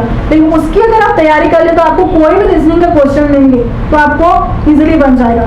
मेरा फर्स्ट अटेम्प्ट में निकलने मतलब जो प्रीलिम्स निकला था उसमें बोल सकती हूँ कि मैं बैंकिंग की, तो उसका बेनिफिट मुझे मिला था, क्योंकि मैंने मैथ्स और रीजनिंग फटाफट में क्वेश्चन देख के आंसर बता देती थी। अब थोड़ा ठीक है, अब कम हो गया, अभी मुझे क्वेश्चन में थोड़ा देखना पड़ेगा, बट उस समय मैंने इतनी प्रैक्टिस की थी कि जो प्रॉफिट एंड लॉस तो उसमें मैं पेन ही नहीं उठाती थी कभी। और कई लोगों के प्रॉफिट एंड लॉस के क्वेश्चन नहीं बनते होंगे, मतलब कई लोगों के नहीं बनते, बट अगर आप महिंद्रास का वो बुक पढ़ लोगे उसको बहुत अच्छा है। और साथ ही अगर जिसको थोड़ा बैंकिंग फील्ड में भी एग्जाम देना है तो एक गौरव सर हैं जो हमें कोचिंग में पढ़ाते हैं, वो अभी अनअकैडमी में वो फैकल्टीज हैं, वहाँ पर उसमें पढ़ाते हैं, बट वो अपने वीडियोस यूट्यूब में शेयर करते हैं जिसमें वो मैथ्स बताते हैं, तो बैंकिंग मेंटर्स करके हैं, तो आप लोग उनके वीडियोस देख सकते हो। तो वो बहुत अच्छे से परसेंटेज, प्रॉफिट एंड लॉस सारे टॉपिक्स को डिस्क्राइब किए जाते हैं। बाकी अगर आप महिंद्रा वाली बुक लोगे तो मुझे नहीं लगता कि उतना ज़्यादा आपको देखने की जरूरत पड़ेगी। उसमें मतलब पहले सॉल्यूशन दिया रहता है और उसके बाद एक पेज पूरा क्वेश्चन दिया रहता है, तो क्वेश्चन अटेम्प्ट करने हैं, ठीक है। और एनवायरमेंट को उस समय मैंने जो प्रिंट आउट वगैरह दिए थे कोचिंग सेंटर में, मैंने वही पढ़ लिया था, तो अभी और अच्छे मटेरियल्स आए होंगे तो आप लोग यहाँ पे भी डिस्कस कर सकते हो, उसको देख लेना। टेक्नोलॉजी के लिए मैंने डेली आईएएस का रेफर किया था क्योंकि वो लोग अच्छा उसमें कंटेंट्स दे रहते हैं। इकोनॉमिक्स की मटेरियल्स नहीं मिलते कई बार, तो टीचर की जो बुक आती है ना वो लास्ट में आई थी उस समय, लेकिन पुराने बुक्स में उसमें देखो करंट डाटा बहुत आया रहता है इकोनॉमिक्स में, लेकिन जो उसमें बेसिक टॉपिक्स हैं वार्षिक आय और जो भी मेन टॉपिक हैं उसको आप पुराने बुक्स में भी देखोगे ना तो बहुत अच्छे से एक्सप्लेन किया हुआ है। और मेरे ख्याल से डेफिनेशन ना यहाँ के भी मटेरियल्स में देखोगे तो उसमें भी सेम टाइप ही रहता है, तो उसको बेसिक को आप लोग जरूर समझना। और कई बार हमें बुक्स से भी समझ में नहीं आता है तो आप लोग जैसे ऑब्वियसली जितने लोग मेरे से जुड़े हो आप लोग यूट्यूब में देखोगे या टेलीग्राम में देखोगे, मैं बता रहा हूँ मुझे छत्तीसगढ़ी का ना याद ही नहीं होता था।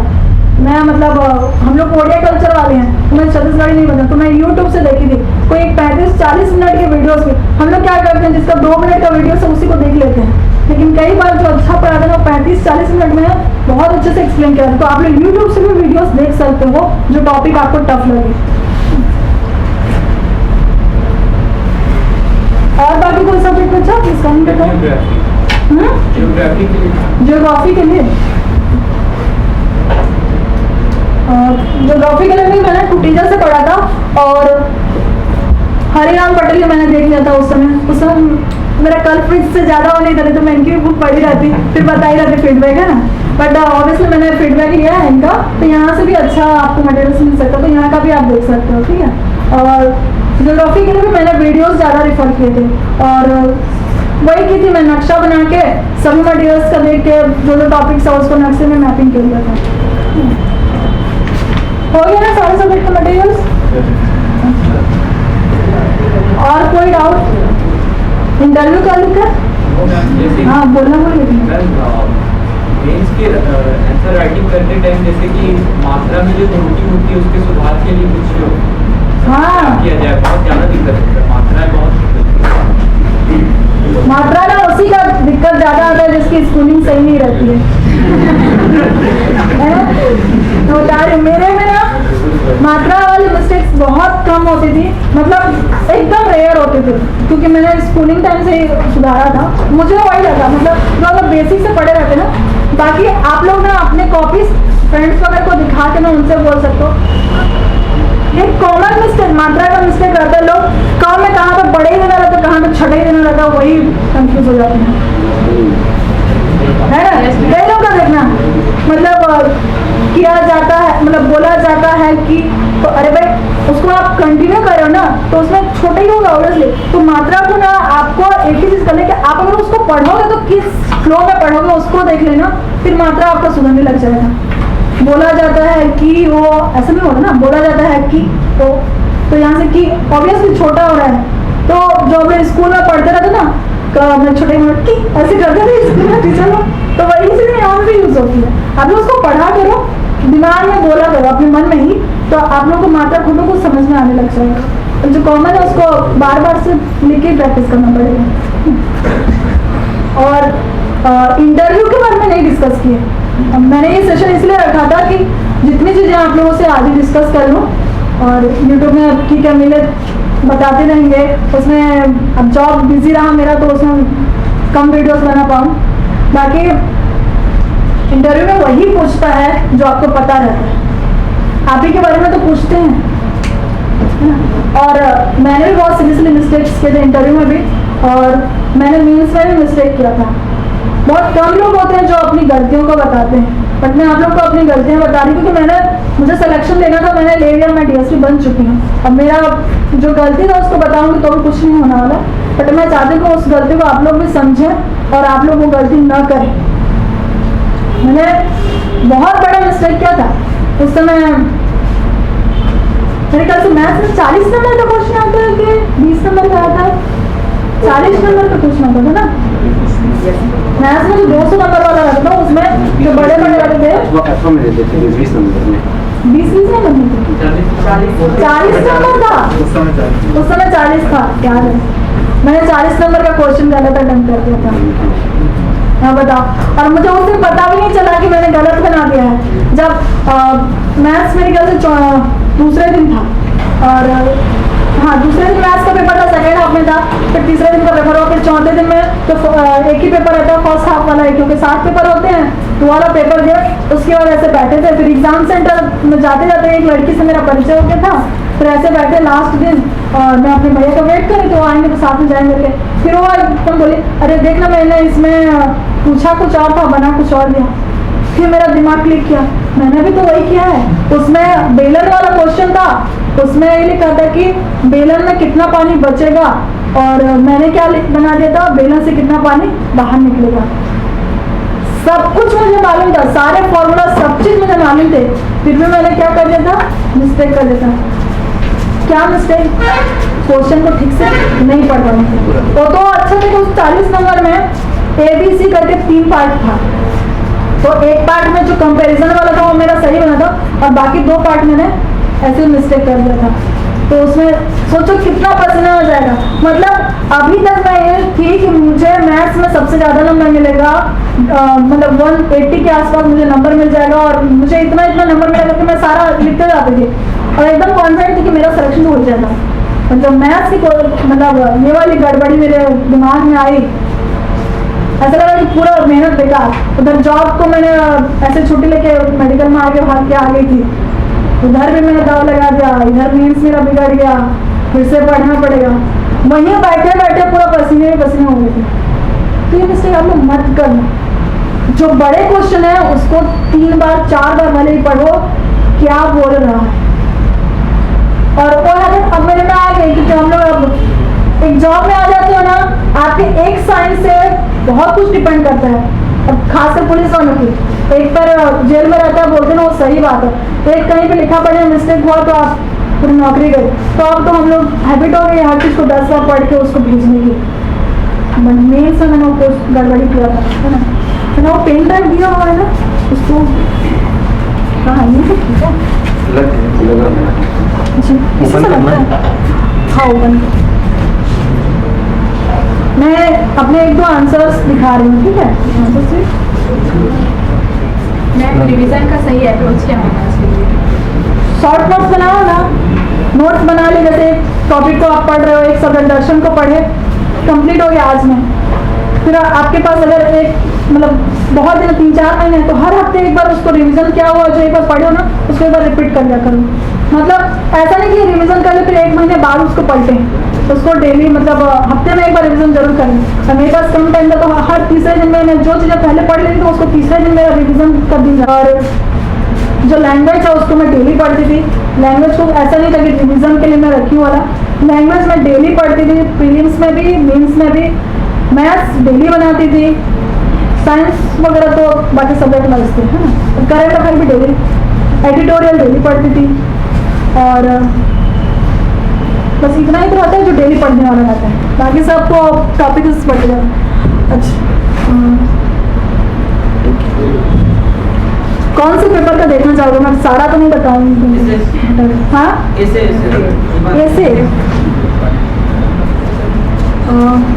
का एक मिनट में इसमें स्कैन क्यों क्यों देखना पड़ेगा?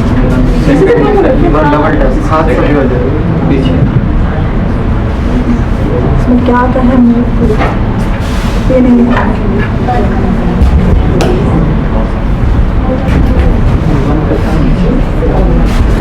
ये कुछ और कर लेते हैं।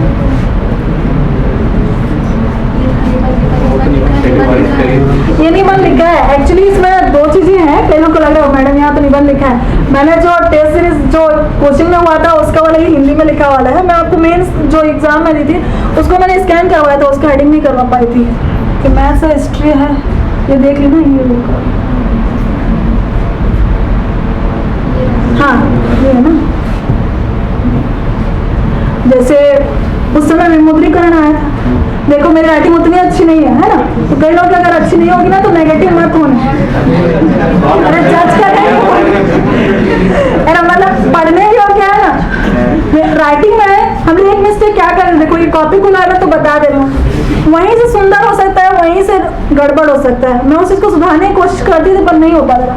जैसे लिखे है ना, मैंने बोला था ना लाइन खींचने में बाई है, मैं कितना देखो 2.5 वर्ड है पर फिर भी मेरा वो लाइन ऊपर से खींचा रहा है, मतलब उसी लाइन में खींचने में भी मिस्टेक हो जाता है, उस समय तो प्रेशर रहता है। तो इसको आप लोग ध्यान देना, अगर लाइन भी सही से लिख रहे हो ना तो आपका काफी कुछ अच्छा दिखेगा। देखो यहाँ पे भी मैंने लाइन में वो किया था, यहाँ पे भी, यहाँ पे भी। इसमें क्या लिखना है? विमुद्रीकरण की अवधारणा, चुनौतियां और समाधान। तो मैंने एक चीज उसमें पढ़ा था, और ये सब ना अगर आप कंटेंट्स को पढ़ोगे तो आपको समझ में आएगा कि ये सारी चीजें किसी बुक में नहीं रहता है। ये मुझे किससे मिला था? एडिटोरियल से मिला था। तो मैंने इसमें लिखा है, क्या लिखा? कोई शरीर तभी स्वस्थ कहलाता है जब वह आंतरिक व बाह्य दोनों रूप में स्वस्थ हो, और तभी राष्ट्र भी स्वस्थ कहलाता है जब उसका आंतरिक और बाह्य दोनों रूप से और स्वस्थ होकर के। और ऐसे नकली मुद्रा, काला धन, भ्रष्टाचार, ये सब समस्याएं वो आंतरिक ये सब लिखा था। और ये जो लाइन है ना, ये आप नक्सलवाद भी आएगा उसमें भी लिख सकते हो, शराब सेवन आए उसमें भी लिख सकते हो। ऑब्वियसली वो आंतरिक है, वो बाह्य है। नक्सलवाद आया तो आंतरिक रूप से नक्सलवाद आ जाता है और बाह्य रूप से आतंकवाद आ जाता है। तो कुछ कुछ लाइन्स ऐसे होते हैं जो किसी भी ऐसे में फिट हो जाए। और स्मार्ट स्टडी यही सब में आता है ना, अलग से कुछ स्मार्ट स्टडी का कोर्स नहीं होता है। आपको ट्रिक लगाना पड़ता है किन चीजों को हम लोग कई सारी चीजों में अप्लाई कर सकें। तो कोचिंग वालों को थैंक यू बोलना, सबको चाय पिला रहे हैं। पढ़नी है? देखो प्रस्तावना के लिए मैंने अपना जो जो दिमाग में है सब लिख दिया। उसके बाद फिर आता है कि विमुद्रीकरण टॉपिक है ना, तो विमुद्रीकरण क्या है मैंने देखा था। इसमें आप लोग देखो, मैंने विमुद्रीकरण किया, यहाँ पे अंडरलाइन किया, फिर उसका क्या है करके लिखी क्वेश्चन मार्क, इसलिए मैंने बकायदा इसमें क्वेश्चन मार्क लगाया है ताकि वो एक लगे कि हाँ मैंने क्वेश्चन करके उसका जवाब लिखने की कोशिश किया। और यहाँ से जब मैंने लिखने की कोशिश किया, कई लोग आंसर राइटिंग फिर से यहीं से लिखने चालू कर देते हैं। तो अगर मैं यहाँ से लिखती तो क्या ये क्लियर दिखता मेरा हेडिंग? नहीं दिखता। तो ये सब चीजें आपको ध्यान देना कि अगर यहाँ पे हेडिंग है तो आप बकायदा यहाँ पे स्पेस डालो ताकि वो हेडिंग आपका अलग से दिखे, ठीक है। फिर विमुद्रीकरण क्या है मैंने उसको दिखाया। अब मेरे पास तो बहुत कुछ करना था ना, उसमें लिखना था, ऐसे लिखना था। फिर मैंने विमुद्रीकरण का क्या लिख दिया? इतिहास लिख दिया कि विमुद्रीकरण अपने पास्ट में कब कब लगा था उसके बारे में मैंने बता दिया। ये पूरा पढ़ना है क्या? अभी नहीं पढ़ना मेरे ख्याल से, मैं बस बता रही हूँ। मिल जाएगा आपको, सारे नोट्स मिल जाएंगे ना।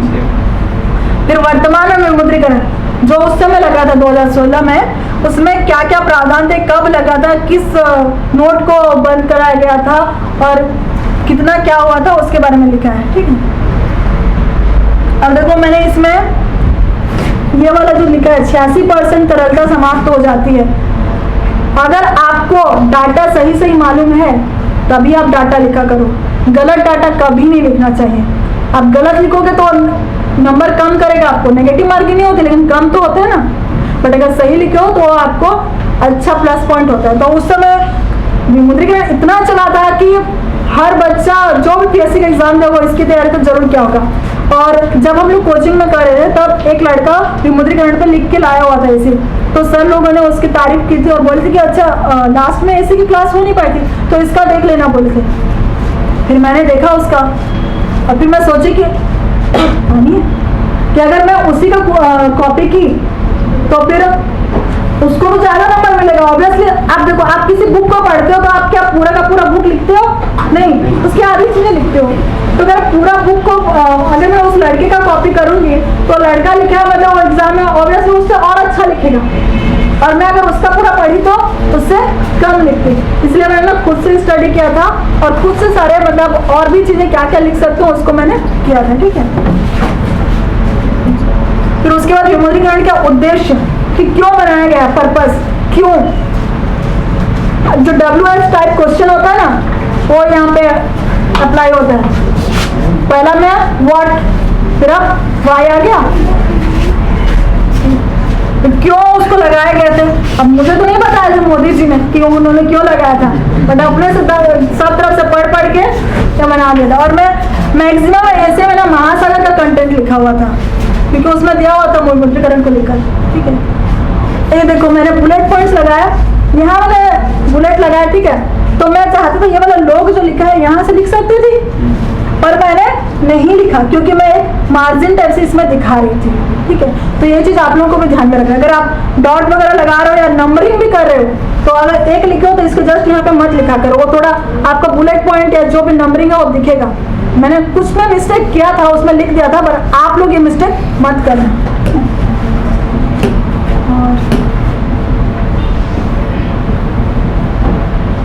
उसके बाद क्या क्या चुनौतियां,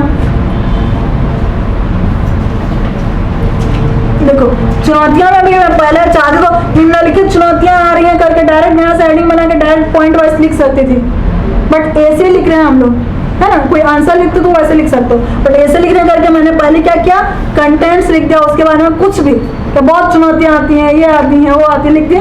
उसके बाद फिर पॉइंट्स में उसका मैंने बना लिया था कि अच्छा हाँ इसमें बाजार में तरलता कम हो गई, मतलब समाप्त हो गया, मतलब पैसे की कमी आ गई है, लोगों को दिक्कत हो रहा है, बैंक नहीं जा पा रहे हैं, ये सब जो जो दिक्कत उस समय लगा। आप एक आम इंसान की तरह सोच रहे हैं, किसी भी टॉपिक पे अगर आपको लग रहा है कि आप उस पर क्या क्या कमियां देख रहे हो ना, एक आम इंसान के रूप में सोचना है, आपको 50 कमियां दिख जाएंगी। क्योंकि कोई भी नियम बने या कानून बने तो भी उसमें उसके पॉजिटिव भी रहता है, नेगेटिव भी रहता है। और नेगेटिव कहाँ से मिलता है, और देखो मीडिया पे लिखती है तो कहाँ से लिखती है, आम जनता को ये समस्या हो रही है, ट्रैफिक पुलिस अगर कार्रवाई कर रही है तो लोग बाजार जा रहे हैं, परेशान हो रहे हैं, बट हम लोग अच्छे के लिए कर रहे हैं, बट जो आम इंसान है जो सारे रूल फॉलो करता है उसको थोड़ी दिक्कत होगी। वो आम जन में भी कुछ लोग होते हैं जो रूल्स को वायलेट करते हैं, उन्हीं को समस्या आती है। तो आप एक आम इंसान के रूप में सोचना, आपको अपने आप सारे आंसर मिलते जाएंगे। देखो मैंने नंबरिंग किया है 1 2 3 4, तो यहाँ पे देखो कितना चौड़ा स्पेस है, फिर भी मैंने वहां पे नहीं लिखा, क्योंकि अगर मैं यहाँ पे लिखती तो क्या मेरा नंबर अलग से दिखता, नहीं दिखता। तो ये चीजें आपको ध्यान रखनी, ठीक है। ये शासन ने क्या प्रयास किया,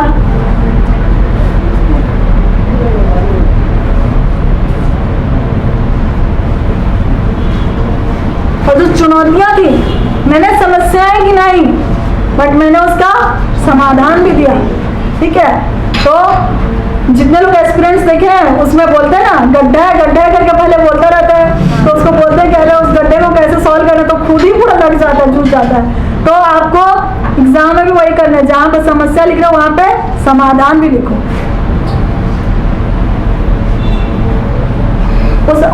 वेबसाइट हमारे टाइम पे क्या नहीं बना था, लगा मुझे थोड़ा और कुछ सीख जाती। ठीक है, ये देखो ये वाला मैंने कोटेशन लिखा था, ये हो गई है पीर पर्वत सी वाली, और मैंने इसमें ये तो बहुत सारा मतलब और भी इसके लाइन्स है, बट मैंने जो लाइन्स मुझे याद हुए थे वो मैंने लिखा था, और ये मैक्सिमम में फिट हो गया था। और उसके बाद फिर मैंने एक उपसंहार टाइप से एक और पैराग्राफ इसमें लिखा था। मतलब लास्ट में मैंने ऐसा नहीं कि कोटेशन लिखा और खत्म, ऐसा नहीं किया। कोटेशन लिखने से पहले भी मैंने क्या किया, देखो कोटेशन से पहले इसको उपसंहार के रूप में है, लेकिन मैंने उपसंहार में कोई हेडिंग नहीं डाला था। पहले वाला जो हेडिंग है उसका हो गया, उसके बाद मैंने उपसंहार पर डायरेक्ट पैराग्राफ के जैसे लिखा, बीच में कोटेशन लिखा और उसके बाद में ये लिखा। आप लोग इसे और अच्छा लिख सकते हो, मुझे 65 या कुछ मार्क्स मिले थे, आप लोगों को और भी अच्छे मार्क्स मिल सकते हैं ना एक ऐसे में। तो ये बस मैं अपना दिखा रही हूँ कि मैंने क्या लिखा था, आप लोग इससे बेहतर ही करना, ठीक है। इस ऐसा लिखा था तो इतना इस आसपास लिखेंगे तो नंबर मिल जाएगा, ऐसा बिल्कुल मत सोचना। कंपटीशन बढ़ रहा है तो आपको बेहतर ही करना है, ठीक है। उसके बाद छत्तीसगढ़ का आता है।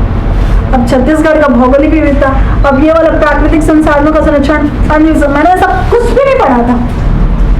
मतलब इसमें क्या लिखूं ऐसा लग गया था, ये तो अरे ये तो मैंने ज्योग्राफी के आंसर राइटिंग में किया था, अब ये पूरा ऐसे बन गया। तो ये मतलब आप लोग कोई सोचे थे, आप सोचे होंगे क्वेश्चन पेपर देखने के पहले, तो मैंने तो नहीं सोचा था कि ये इसमें ऐसे के रूप में आएगा करके, फिर भी मेरे लिए इसका आंसर बहुत अच्छे से तैयार था, तो मैंने इसी को क्या किया, ऐसे के रूप में। और मेरे ख्याल से मैंने इसमें काट पीट किया है, आप देखो बोले अरे मैडम ऐसे काट पीट की थी, ठीक है। तो ये हो गया। फिर अब इसको देखोगे, देख लेना, मुझे याद नहीं क्योंकि क्या क्या मैंने लिखा था, बट मैंने इसमें क्या था, इसमें भी देखो भौगोलिक परिचय, क्या क्या हेडिंग्स बनाए थे बस उसी को बता दे रही हूँ। फिर पहाड़ी प्रदेश, ये सब तो जैसे आंसर लिखना था ना, आंसर टाइप भी ऑलमोस्ट मैंने लिख दिया था, हमें समझ में नहीं आ रहा था। आप लोग के साथ भी होगा, कई सारे ऐसे टॉपिक आएंगे जिसमें क्या ऐसे लिखूं लगेगा, ठीक है। फिर पार्ट प्रदेश, तो ये अच्छा था कि अब बहुत बड़ा वाला आंसर था, तो मैंने इसको जियोग्राफी में बना के प्रैक्टिस किया था, इसलिए मुझे इसको एक्सप्लेन करते बन गया। तो आप लोग को पास होना चाहिए चीज़ों की, इतना पढ़े रहो कि कुछ ना कुछ उसमें आता रहे। जैसे अंधविश्वास वाला टॉपिक था, उसका तो आज भी अगर कोई दे देंगे तो भी मुझे 10 बार सोचना पड़ेगा उसमें क्या क्या लिखूं करके। तो आप लोगों के पास तो अच्छा है कि पुराने जितने भी टॉपिक्स आ गए, और वो टॉपिक्स पहले कभी नहीं आता। मैंने क्वेश्चन पेपर देखे थे, आप लोग भी देखे होंगे, अंधविश्वास वाला रिपीट हुआ है क्या, कभी नहीं हुआ है ना। मैंने उस समय 2 ऐसे का तैयार किया था, कोई विमुद्रीकरण, दूसरा शराब सेवन। शराब सेवन उस समय शराबबंदी का चल रहा था तो उसमें, और एक चीज लास्ट में एक और चीज बताऊंगी, ठीक है। फिर उसका जनता पर प्रभाव, ये अपना दिमाग से लगा के कि मतलब हम लोग पढ़े तो उसमें होते, जनता पर प्रभाव वाला कुछ नहीं पढ़े थे उसमें, आंसर उसमें थोड़े पढ़े होंगे, लेकिन अपने से सोचो। मैं उस समय जॉब कर रही थी अंबिकापुर में, मैं और रहती हूँ, घर है मेरा रायगढ़ से, तो मैं रायगढ़ से जाते हुए अंबिकापुर जाती थी, तो कितना उबड़ खाबड़ जो चीजें थी, तो वही तो भौगोलिक उसमें आ गया। तो फिर मैंने उस पर जनता पर क्या प्रभाव पड़ेगा, मतलब यहाँ पे भी मैंने क्या सोचा, एक आम इंसान के रूप में सोचा, तो मुझे ये टॉपिक मिला, मतलब ये हेडिंग मैंने डाला, ठीक है। तो ऐसे ही आप लोग सोच के कर सकते हो, ठीक है। फिर प्रशासनिक चुनौतियाँ, मतलब अगर टॉपिक को देखोगे हेडिंग को, तो ये सब टॉपिक्स बन सकते हैं करके दिमाग में आएगा नहीं आएगा, लेकिन आप अगर आम इंसान की तरह सोचोगे, जहां पर जनता पे इफेक्ट आया वहां पे प्रशासन जरूर कुछ ना कुछ करेगी, ठीक है। तो प्रशासन वर्ड आगे अपने सारे ऐसे में आ सकता हो टॉपिक, ठीक है। तो क्या चुनौतियां हो गई, और उसके बाद क्या सरकारी प्रयास क्या है, इसको और अच्छा हेडिंग बना सकते हो। मैंने सरकारी प्रयास ऐसे लिख दिया है, अभी मुझे लग रहा है, मैंने उस समय नहीं सोचा था, बाकी इसके लिए और अच्छे कुछ वर्ड्स मिल सकते हैं ना, कि सरकार के द्वारा किए गए प्रयास, इस टाइप से आप लिख सकते हो।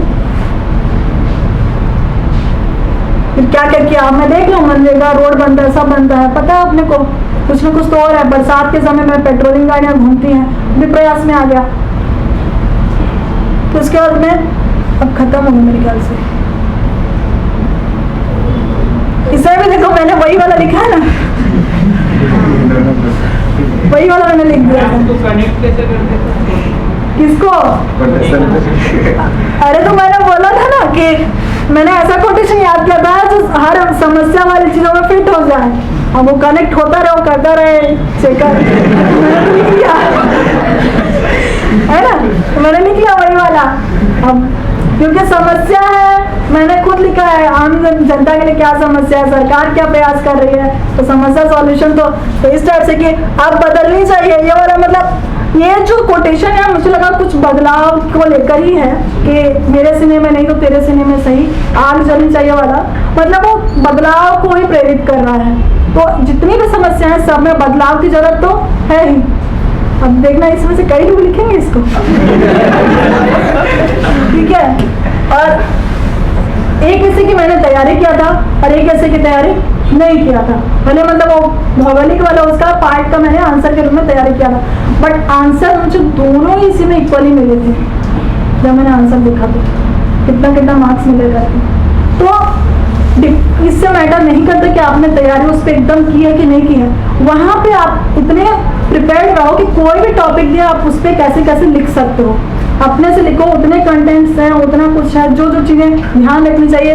पेज लाइनअप देखना, मेरे पेज अगर देखोगे तो देखो उधर वाला मेरा सही जा रहा है ना, तो ये सब चीज़ें नंबरिंग कर रहे हो, बुलेट पॉइंट्स डाल रहे हो, तो ये सब चीज़ें मतलब हमें आंसर को अच्छा दिखाना भी है, तो आप ये सब कोशिश करना, ठीक है। और कोई सा थक गया होगा मेरे ख्याल से, बहुत देर हो गई।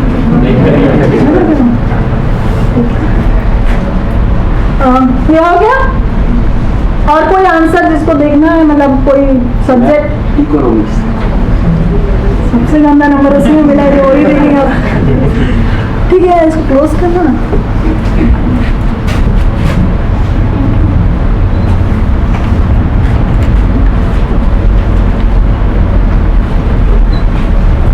इकोनॉमिक्स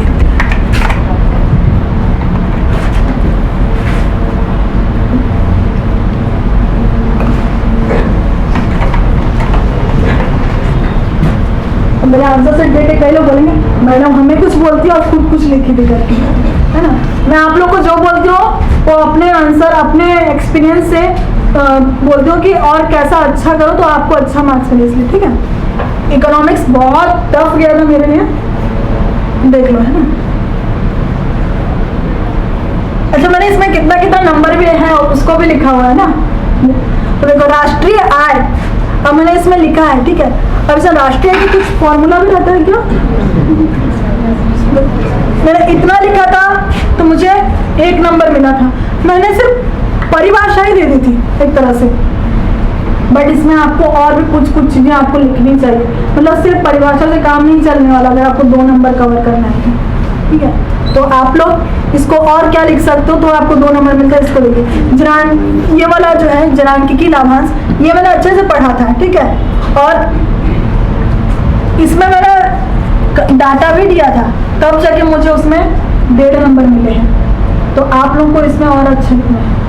और क्या लिख सकते हो बताओ, जो लोग तैयारी कर रहे हो बताओ, इसी आंसर को देख के और क्या चीज छूटी है, पढ़े हो?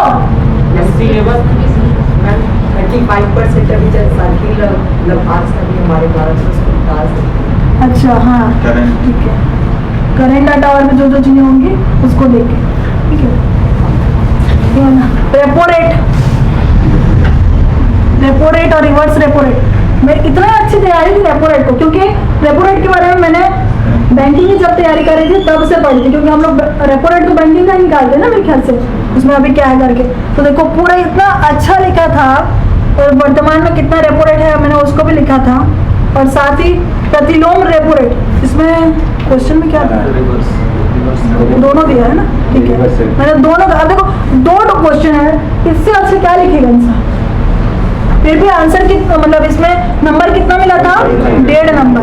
तो मतलब आप अच्छा भी लिखोगे तो भी आपको नंबर कम मिलता है। तो जब आप लोग अपने एस्टिमेट बनाओगे ना आंसर लिखने के बाद, जब घर आओगे तो सबका आधा नंबर जोड़ना, 10 में 5, 10 में 6, इस टाइप का, तब जाके अपने आप को लगता है कि आप पास हो रहे हो, आप कितना कवर हो रहा है करके, ठीक है।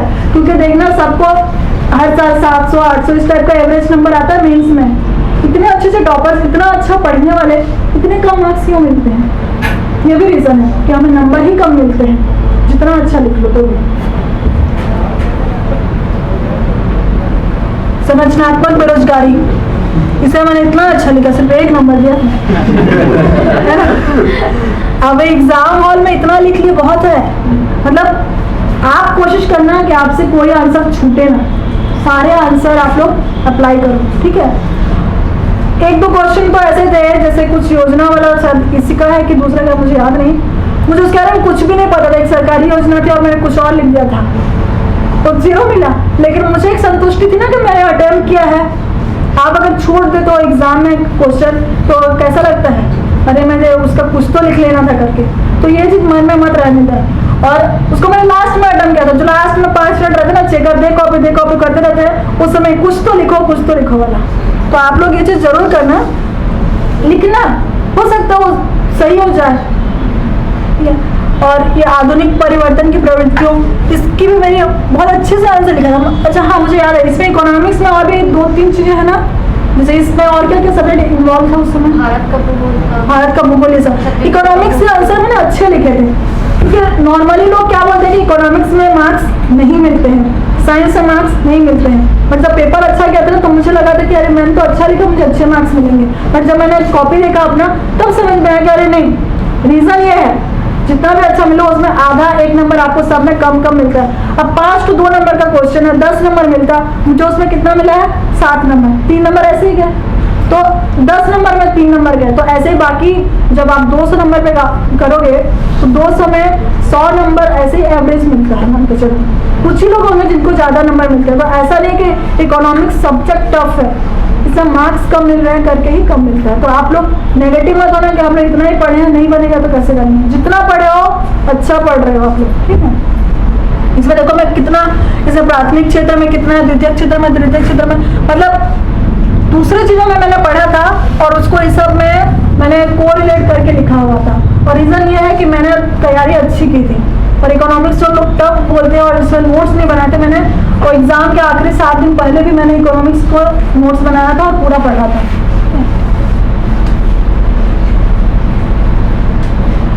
आरबीआई के 2017-18 की नई नीति, अब मुझे ठीक से आंसर मालूम नहीं था, इसलिए मैंने देखो कितना गैप करके मुझे भरना था इसका आंसर।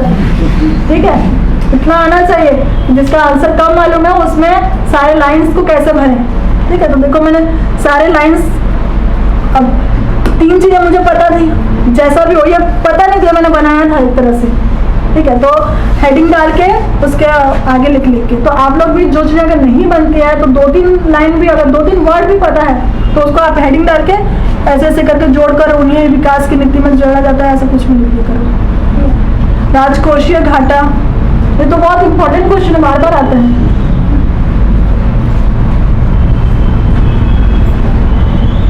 ये जैसे मुझे नहीं पता था ये आंसर। नीति आयोग के बारे में पूछा, तो ऐसे अगर पूरा देखना है मैं बेहद समय तो देख लेना, क्योंकि ना मैं भी नहीं पढ़ी हूँ ना, एक बार बहुत दिन हो गए, 3-4 साल हो गए, 3 साल तो ऐसे मुझे डीएसपी ज्वाइन किए हो गए। तो इसको एक बार मैं देख लूंगी, फिर उसके अकॉर्डिंग वीडियो बना लूंगी, फिर आप लोगों को नोट शेयर करूंगी। ठीक है, गरीबी रेखा का निर्धारण किस आधार पर किया जाता है, वो सब तो आप लोग, ये सब मैक्सिमम तो करंट अफेयर की चीजें थी। जैसे नीति आयोग था, नीति आयोग को उस समय भी करंट अफेयर में आता है ना, इसका चेयरमैन ये है, सदस्य ये है। तो जब हम करंट अफेयर में पढ़े तो थोड़ा बहुत उसका डिटेल पढ़ लेते हैं। तो मैंने इकोनॉमिक्स की तैयारी के समय नीति आयोग को अच्छे से नहीं पढ़ा, लेकिन उस समय से पढ़ा था करंट से जोड़ के, तो मुझे काम आया। जैसे जन धन योजना, ये सब करंट अफेयर की चीजें हैं। ठीक है, तो आप लोगों को करंट अफेयर से अब जुड़े रहोगे, पंचवर्षीय योजना, ये सब करंट का ही आता है।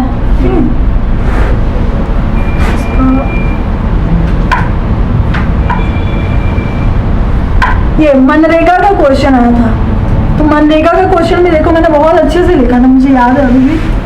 और इसमें मुझे कितने नंबर मिले थे, कितने नंबर का क्वेश्चन ये है, 40 नंबर का क्वेश्चन है, और मुझे कितना मिला है, 25 नंबर मिला है।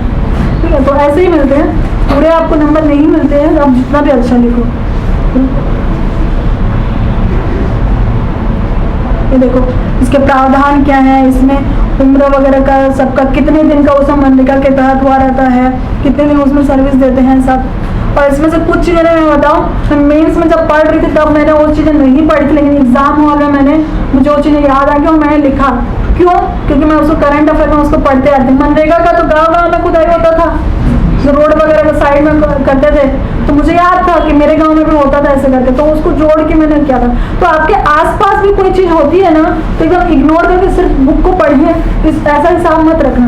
बाकी चीज़ों पे भी इंटरेस्ट लिया करो, कब कौन सी चीज़ एग्जाम में आपको काम आ जाए तो एग्जाम में ही पता चलता है। हो गया फिर आंसर वाला? मैंने जो गड़बड़ी किया था लोक प्रशासन वाले पेपर में किया था, उसमें जो 4-5 सब्जेक्ट रहते हैं, जैसे 20 नंबर के क्वेश्चन में ऐसा क्वेश्चन अटेम्प्ट करके मुझे लगा शुरू में कि मुझे इसका आंसर मालूम है, लेकिन जब मैंने 3-4 लाइन लिख लिया, तब मतलब 3-4 पैराग्राफ लिख लेते, तब मुझे पता चला कि अरे मुझे इसका आगे का आंसर ही नहीं मालूम, इसमें और क्या लिखूं। पर फिर भी मैंने अटेम्प्ट किया था। ऐसा नहीं कि उसको क्रॉस करके दूसरा लिखूं, मैंने उसी में जितना हो सके उतना लिखा, ताकि मेरे पास दूसरे क्वेश्चन के लिए टाइम बचे। तो इस टाइप का तो एकदम क्वेश्चन को काट के दूसरा अटेम्प्ट करने के पीछे मत जाओ। और कुछ डाउट? हाँ, जैसे कि आप बैंकिंग का भी तैयारी कर रही थी, तो इसके साथ साथ प्लान भी लेके चलना चाहिए।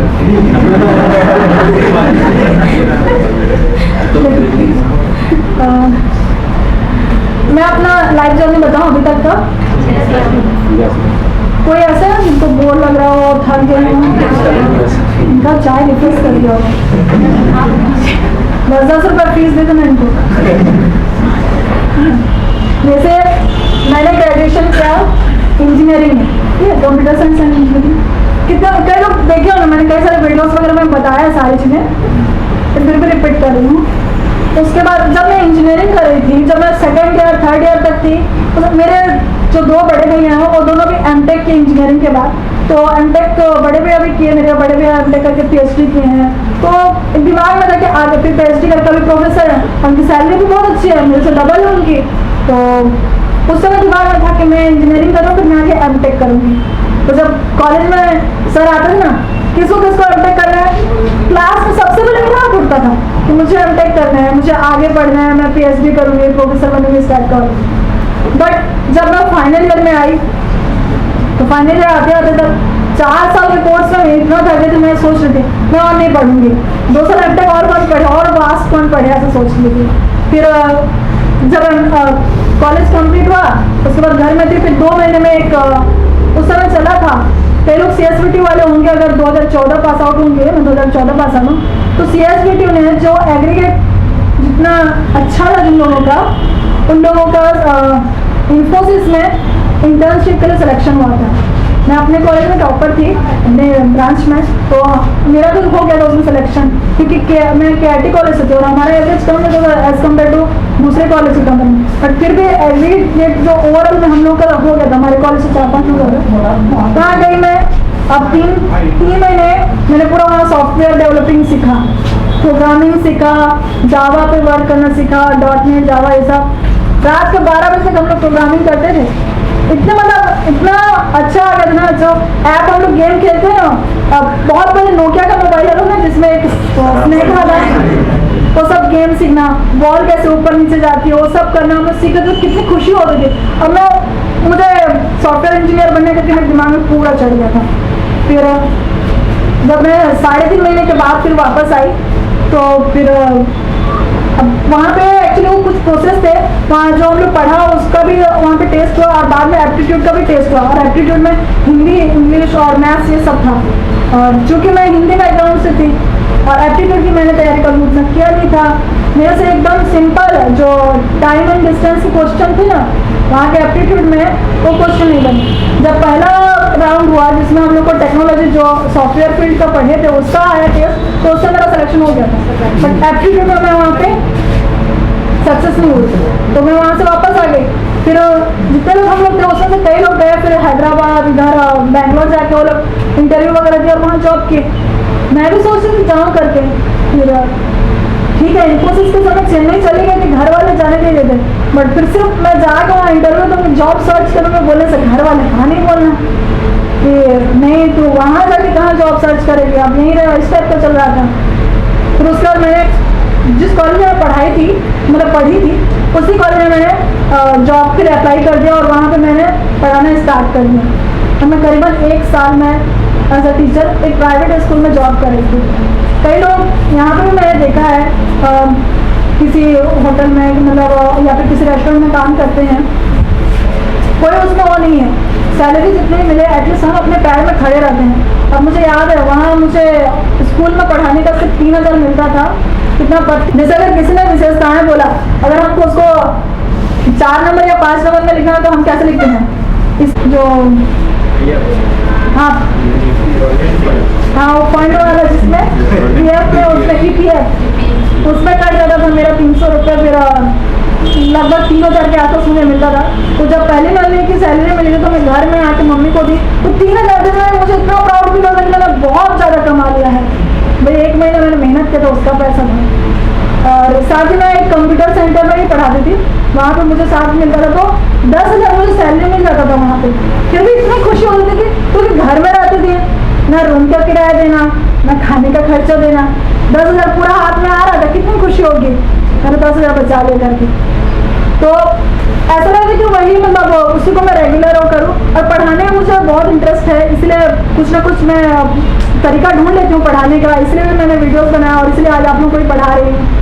फिर जब वहाँ पे मई जून में छुट्टी हो जाती है तो उस समय क्या करूँ, घर में था, पापा बोले बेटा क्या प्राइवेट स्कूल में पढ़ा रही है।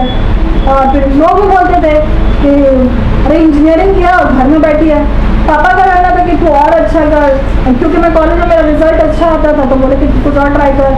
तो फिर मैं बैंकिंग करने के लिए रायपुर आई, भैया बोले बैंकिंग कर ले, बैंकिंग का अच्छा है करके। और मेरे कॉलेज फ्रेंड्स वो लोग पीएससी करे थे बिलासपुर में ही आके, कुछ होगा पीएससी ऐसा था दिमाग में, फुल फॉर्म भी नहीं पता था उस समय। तो फिर मैं बैंकिंग का तैयारी करने के लिए रायपुर चले गए।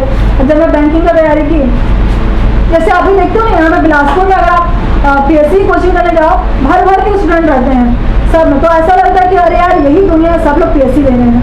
जब मैं बैंकिंग करने गई तो इतने बच्चे वहाँ आते थे महिंद्रा से पढ़ने के लिए, तो लगता था कि इसी में सब कैरियर बन जाएगा करके। और एक क्लर्क की नौकरी के लिए भी किसी भी बैंक में क्लरिकल पोस्ट हम लोग को मिल जाए करके भी लोग रात दिन वहाँ मेहनत करते थे। मैंने देखा, मैं ज़्यादा मैं वहाँ पे कोचिंग नहीं की थी, 3 महीने ही हुए थे। और वहाँ पे अगस्त में एग्ज़ाम हुआ था सीजी अपन के थ्रू RI का।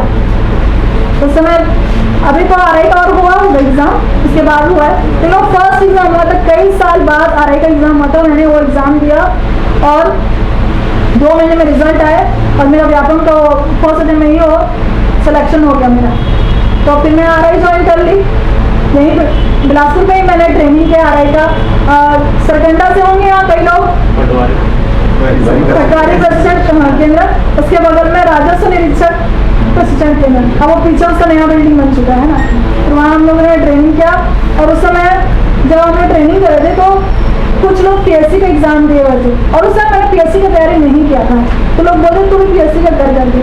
तो एक इंसिडेंट हुआ था जिसके बाद मुझे डीएसपी पोस्ट मेरे दिमाग में हाईलाइट हुआ। हालांकि ऐसे यूनिफॉर्म को देख के हर किसी को लगता है कि मैं भी यूनिफॉर्म पहनूं, मैं भी यूनिफॉर्म वाली जॉब करूं, तो बहुत प्राउड फील होता है यूनिफॉर्म को देख के, आप लोग को भी होता होगा। तो एक सर थे, मेरी एक फ्रेंड थी, उसका 15वां रैंक आया था, तो उसको हम लोग उसी समय एस्टिमेट करते उसे कौन सा पोस्ट मिलेगा, और उस समय डीएसपी की पोस्ट कम थे करके उसको नहीं मिला, तो ऐसे डीएसपी मिलेगा डीएसपी मिलेगा करके। तो हमारे जो स्टाफ थे RI में जो ट्रेनिंग कर रहे, जो ट्रेनिंग करा रहे थे सर, तो बोले अच्छा तू डीएसपी वाली है, तेरा हो गया डीएसपी में, और मुझे बोले जबकि मैंने पीएससी का एग्जाम भी नहीं दिया था। तो उसके बाद से फिर मैंने अरे डीएसपी क्या होता है करके ना फिर हो गया। अब आप लोगों को भी कई लोगों को होगा, अभी बिलासपुर शहर में रह रहे हो तो मालूम होगा कि कौन सा रैंक क्या होता है करके, बट मैंने जिस एरिया से मैंने आई थी मैं वहाँ उतना नॉलेज नहीं था मुझे कि क्या क्या रैंक होते हैं, डीएसपी क्या होता है, टीआई क्या होता है। मतलब टीआई चलो थाना के इंचार्ज तो उतना पता रहता है, बट 2 स्टार को क्या बोलते हैं ये सब उतना नहीं था। बट डीएसपी फिर एक दिमाग में कि अच्छा ही होगा, फिर मैंने पूरा डीएसपी का नेट में सर्च किया, फिर एक चाहत आई कि हाँ मैं भी बन सकती हूँ करके। फिर उसके बाद हम लोग का ट्रेनिंग कंप्लीट हो गया, मेरी पोस्टिंग अंबिकापुर हो गई। मैं अक्टूबर में अंबिकापुर गई थी, फिर नवंबर में मैंने, अब मेरे रूममेट्स वहाँ पढ़ने वाले मिल गए मुझे, वो लोग कई सालों से दे रहे थे कैसे, फिर मैंने वहाँ स्टार्ट किया पढ़ना। अगर देखा जाए तो मैंने कायदे से ना दिसंबर से मैंने एक रूटीन में पढ़ना स्टार्ट किया था, क्योंकि शुरू के 1-1.5 महीने तो नया नया जॉब है, नई जगह गए तो वही समझने में ही टाइम लग जाता है। फिर दिसंबर जनवरी फरवरी में तो 19 फरवरी को एग्ज़ाम हुआ था, 2.5 महीने मैंने प्रीलिम्स के लिए पढ़ा था।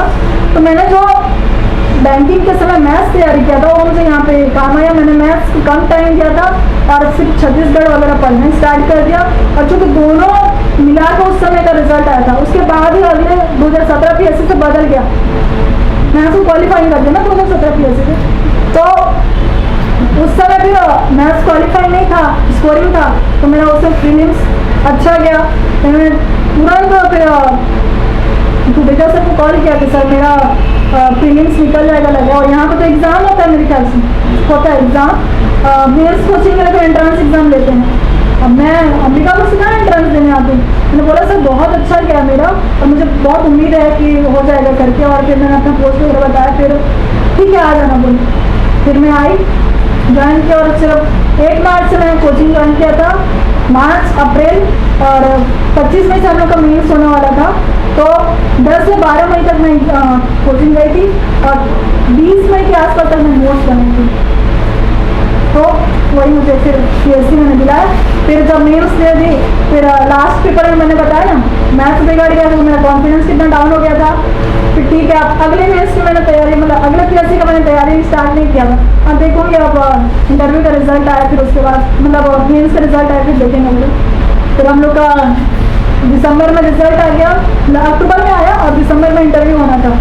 तो दिसंबर में इंटरव्यू हुआ। इंटरव्यू में भी मैं यहीं आके बिलासपुर में ही तैयारी की 15-20 दिन ऐसे। इंटरव्यू मैंने एक चीज़ किया था, फ्रेंड सर्कल में हम लोग थे, बैठ जाते थे और मॉक इंटरव्यू खुद से फ्रेंड्स लोगों के साथ किया था मैंने। जैसे कई कोचिंग में जा के मॉक इंटरव्यू का प्रैक्टिस बार बार करते हैं ना, आप लोग कर सकते हो, वो झिझक दूर होता है ना। तो मैंने फ्रेंड्स के साथ भी ज़्यादा प्रैक्टिस किया था, उसका सिलेक्शन हो गया, रिजल्ट सामने है ना। और ये था। और किसी को कुछ पूछना है? इसे मैं क्या बता रही थी, बस अपना जर्नी बता रही थी ना। हाँ इतना ही है। फिर उसके बाद देख ही रहे वो DSP का काम कर रहे हैं। अभी मेरी एकेडमी में हम लोग की ट्रेनिंग हुई, 1 साल फील्ड ट्रेनिंग हुआ। उसके बाद फिर हम लोग की प्रैक्टिकल ट्रेनिंग होती है, मतलब जो व्यवहारिक प्रशिक्षण होता है। एक तरह से हम लोग थाने का काम वगैरह सीखते हैं, जो हम लोग बुक्स वगैरह में पढ़े थे उसको यहाँ अप्लाई करना सीखे थे। तो मैं जनवरी 2020 से यहाँ बिलासपुर में हूँ। और अभी मेरा ट्रेनिंग कंप्लीट हो चुका था। दिसंबर में मैं 2nd फेज के लिए एकेडमी भी गई थी। उसके बाद फिर जब हम लोग ट्रेनिंग में थे, कई लोग मुझे अगर पहले वाले फोटोज देखेंगे तो मैं वो 2 स्टार लगाती थी, है ना। एकेडमी में सिंगल स्टार था, अब फील्ड ट्रेनिंग में 2 स्टार था। अब ट्रेनिंग कंप्लीट हो गया करके हम लोग 3 स्टार लगाते हैं। बट ट्रेनिंग के बाद हम लोग की पोस्टिंग प्रॉपर जो होनी चाहिए थी हमारी अभी तक रुकी हुई थी, आई नहीं थी। अब मेरी पोस्टिंग आ गई है बस्तर, तो अब मैं जाऊँगी बस्तर में और वहाँ पे एज अ DSP काम करूँगी। यहाँ पे एज अ प्रोविजनल मैंने काम किया है।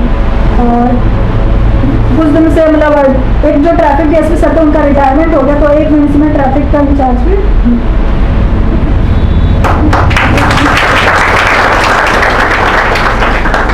और किसी को कुछ पूछना है? मैम ड्यूटी में पॉलिटिकल प्रेशर कितना रहता है?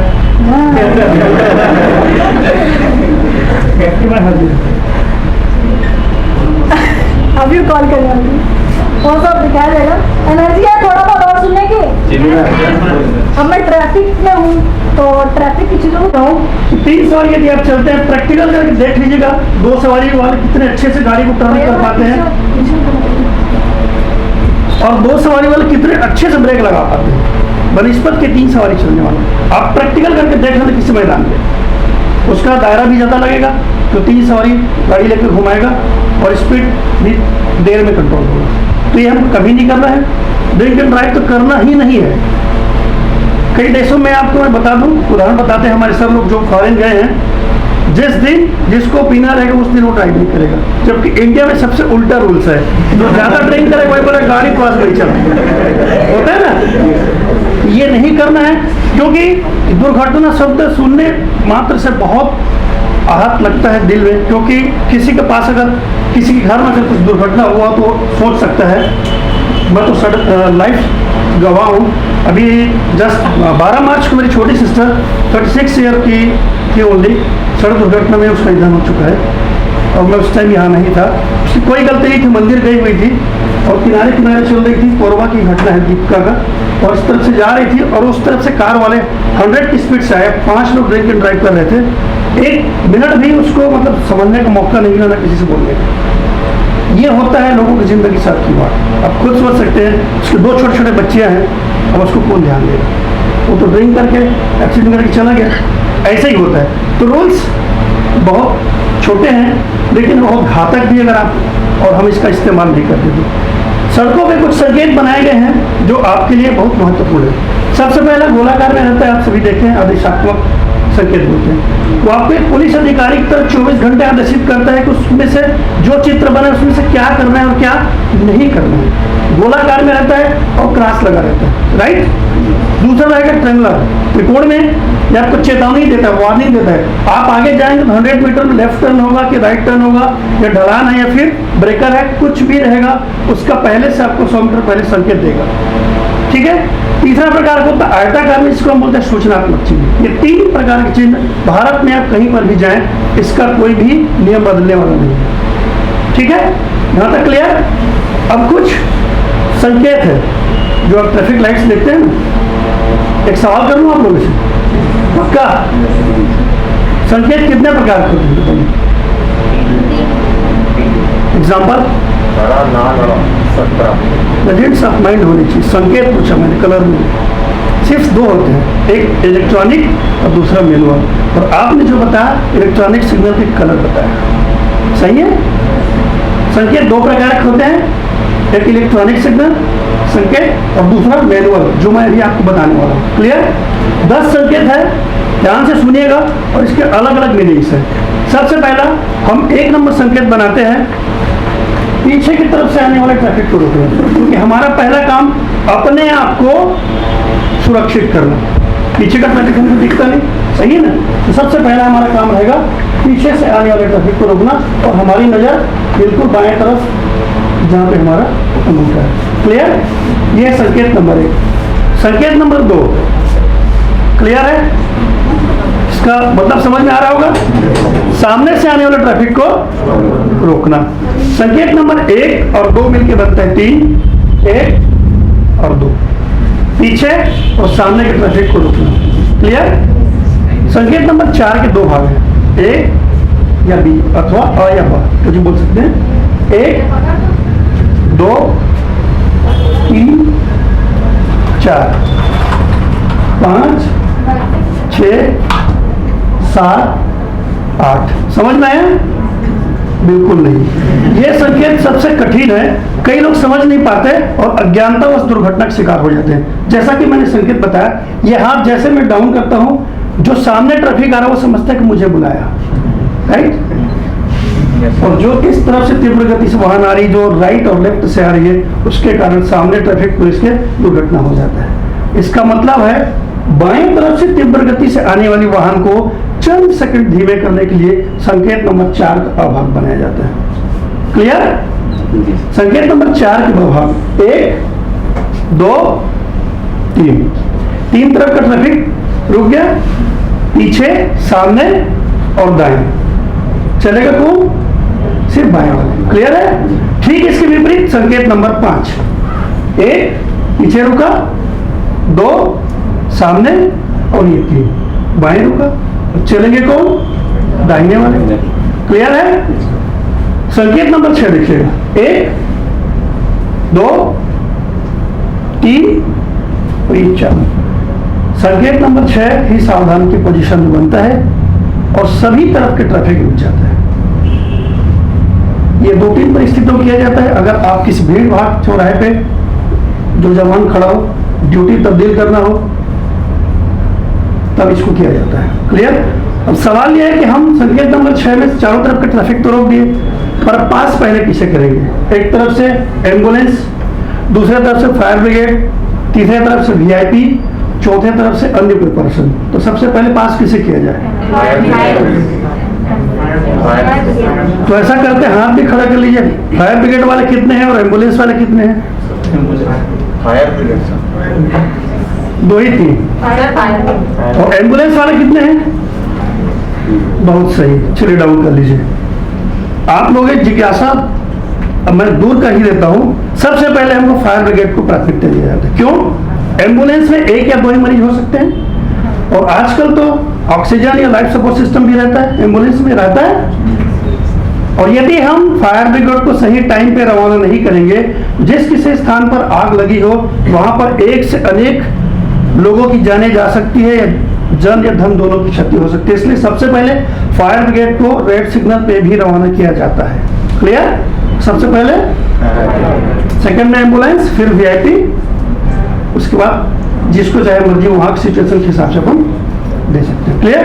1 से लेकर 6 तक केवल रोकने का हुआ। अब हम जिस ट्रैफिक को रोके हैं उसको संचालन करना भी तो हमारा दायित्व बनता है। संकेत नंबर 7 देखिएगा, 1 2 3।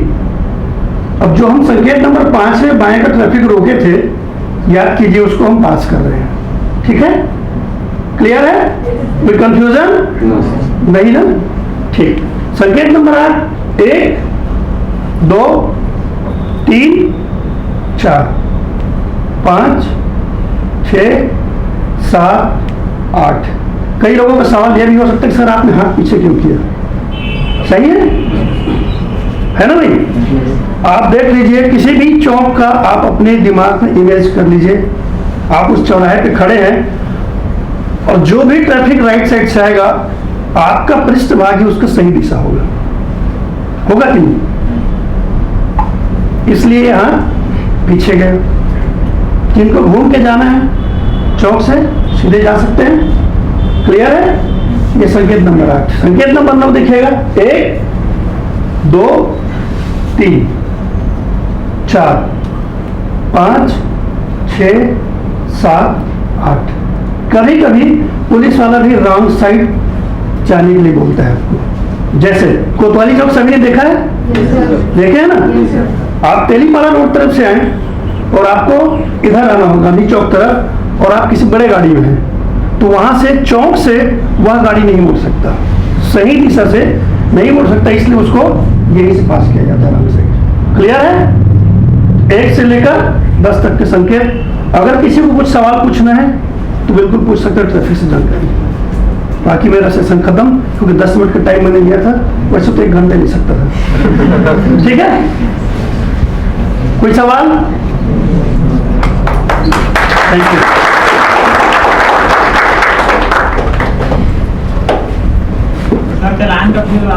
हाँ जी, बिल्कुल बता देंगे। क्या पूछे सर? चलान के बारे में क्या चालान जानना है, बताओ भाई। किसका भाई? अब वो तो एमएलए में 506 धाराएं हैं। आपने वो इंडियन फिल्म देखी होगी ना? सन्नी देओल जी बोलता है टायर में हवा कम है तो भी फाइन ले लेते हैं। सही है ना? और वास्तविक है। आपको मैं एक छोटा सा एग्जांपल दे सकता हूँ। आप सभी लगभग बाइक में आए ना, स्कूटी या बाइक में? क्या सबके पास दोनों मिरर है? कुछ ही लोगों का जवाब आ रहा है नहीं है ना। यही है सबसे बड़ी प्रॉब्लम। आपको एक छोटा सा देश नेपाल, हमारे पड़ोसी देश है, जानते हैं ना? कई लोग गए नहीं होंगे हो सकता है घूमने।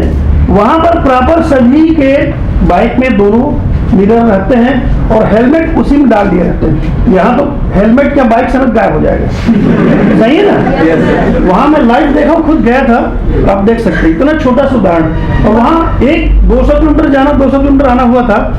एक भी ना तो कोई ट्रक ना बाइक कहीं पर खराब मिली। यहाँ तो बस खराब हो गाड़ी, डगाल तोड़े झाड़ कर लगा कर आप कब घूमने गए थे? जी मैं 2 साल पहले गया था। ठीक है? और चालान तो वही है भाई, 3 सवारी चलोगे 200 रुपये का फाइन है, बिना हेलमेट 500 रुपये का फाइन है। लेकिन केंद्रीय मोटर यान कुछ और बोलता है और राज्य सरकार कुछ और अधिरोपित करता है। और आप सभी तो पढ़ ही रहे हैं उस विषय के बारे में। जहाँ की सरकार जैसा लागू करे तो उस हिसाब से फाइन लेते हैं। ठीक है? हाँ, एक चीज जरूर बोलूंगा आप लोग को, कैमरा के सामने भी लाइव हूँ और सबको बताना चाहूंगा, जब कभी भी आपको ऐसी नौबत आए फाइन देना पड़े, निश्चित तौर पे आप रसीद लीजिए, चाहे वो 200 हो 500 हो। आप 100 रुपए देकर बचने के चक्कर में उस व्यक्ति का मनोबल आप और बढ़ा रहे हैं। इसलिए कभी भी, हाँ हो सके तो आप 2 लोग मिलकर भी फाइन कटा सकते हो। लायक 100 1300 मेरे दोनों काट दे भैया, खत्म कहानी करो। लेकिन आपको रसीद लेना अनिवार्य, क्योंकि आप लोग ऑफिसर बनने जा रहे हैं, इसलिए आपको बताना बहुत जरूरी है। क्लियर? और कुछ सवाल? Thank you.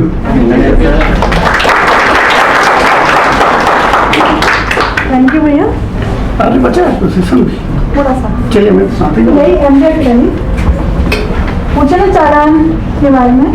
चालान करता है और अभी हमारे एसपी सर आए हैं तो वो भी ट्रैफिक पे बहुत ध्यान दे रहे हैं और मैं चाहती हूँ कि आप लोग भी ध्यान दें और ट्रैफिक के नियम सबसे जानना सबसे ज़्यादा जरूरी होता है। आप लोग कुछ भी मोबाइल वगैरह खरीदते हो उसमें एक मैनुअल मिलता है, मैनुअल को पढ़ते हो उसको सीखते हो उसमें क्या है। ये बात अलग है कि आज के डेट में हम बगल वाले से पूछ लेते हैं, इतने जानकार हो गए कि नए फोन के बारे में पूरा देख लेगा, लेकिन कोई नया वर्जन अगर लेते तो एक बार उसका यूट्यूब में मैनुअल देख लेते हैं या फिर कहीं ना कहीं पढ़ते हैं। तो जब हम एक गाड़ी खरीदते हैं, जब हम उसका तो उस गाड़ी को चलाने के नियम क्यों नहीं जानते? गाड़ी है तो उसके चलाने के, उसको रखने का सारा प्रावधान आप लोग को मालूम होना चाहिए। ड्राइविंग लाइसेंस के लिए कई लोग अप्लाई ही नहीं करते हैं और ये रियल इंसिडेंट है। जब से मैं ट्रैफिक में आई हूँ कई बार तो ऐसा हम लोग किसी स्कूटी वाली एक महिला जा रही थी, उनको रोका, हमने पूछा उनको कि आपके पास ड्राइविंग लाइसेंस है क्या, तो उनका ये क्या होता है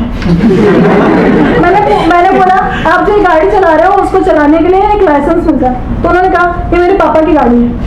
भाई गाड़ी किसी की भी हो, आप चला रहे हो मतलब आपके पास उसको चलाने का लाइसेंस होना चाहिए।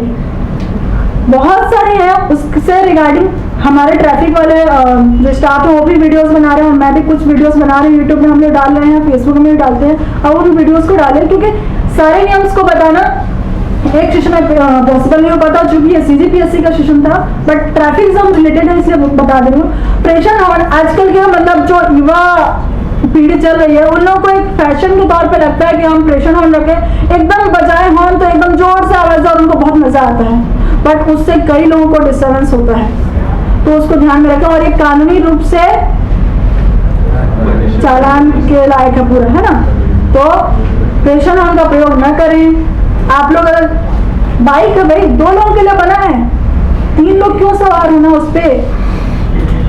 छोटी सी चीज में आप लोग खुद बोलते हो ना, कई लोग डालते हैं कि जब एक टीचर एक मतलब 5 सब्जेक्ट नहीं पढ़ा सकता, 5 सब्जेक्ट पढ़ने के लिए 5 टीचर होते तो एक बच्चे पे 5 सब्जेक्ट क्यों पढ़ाया जाता है, उसको क्यों पढ़ना पड़ता है, इस तरह कई सारे कमेंट्स आते हैं। तो आप खुद सोचिए एक बाइक जो 2 लोगों को बिठाने के लिए बनी उसमें 3 लोग बैठोगे तो कहाँ से चलेगी। और हमारे पास तो ऐसे जो फोटोज मैंने पूरा जब मैं फील्ड में रहती हूँ फोटो जरूर खींचती हूँ, 5-5 लोग एक बाइक में बैठ के घूमते हैं, 3 लोग बैठे हैं, तीनों को देख के ऐसा लगता है यार बेचारी स्कूटी का क्या होगा, तो अपने आप निकल जाता है कमेंट। तो मतलब ठीक है हमने कानूनी कार्रवाई करेंगे वाला, लेकिन वो कमेंट आप खुद देखो, अरे थोड़ा सा तो रहम करो, गाड़ी पे मशीन है तो क्या हो, कुछ भी करोगे। 4 लोग बैठ गए एक बाइक पे, फैमिली पैकेज पूरा जाता है, 3 बच्चे, तीनों बच्चों को एक ही बाइक में बिठा के सब कुछ चलते हैं। अरे यार थोड़ी सी एक छोटा सा बैलेंस कहीं पे बिगड़ा, कहीं पे लड़खड़ाए तो पांचों एक साथ, पांचों को नुकसान होगा, ये भी तो सोचिए। मोबाइल चलाना पता नहीं कौन सा फैशन है, बाइक ऐसे चले ऐसे करके चला लो, मतलब क्या है कोई दूसरे के अगर साइड से फोटो आता है तो असल में उसका सीधी ऐसे टेढ़ा हो रखा है साइड, अगर फोन नहीं दिखता है तो। और हम बोलते हैं हम लोग जहाँ पे चालान कार्रवाई कर सकते वहाँ करते हैं, लेकिन हम खुद भी टोकते हैं। मैं जब जाती हूँ अपने घर जब जाती हूँ तो कई लोग ऐसे गाड़ी में आते रहते हैं, मैं वहाँ पे खड़े होकर भी टोकते हैं, भैया फोन रख दो। तो ये आप लोगों की भी जिम्मेदारी बनती है कि अगर आपके अगल बगल से कोई बाइक चलाते हुए गाड़ी चलाते हुए जा रहे हैं, अगर फोन का यूज करें तो आप लोग उसको जरूर टोकें कि भैया फोन रख दीजिए, क्योंकि जब तक कोई टोकता नहीं तब तक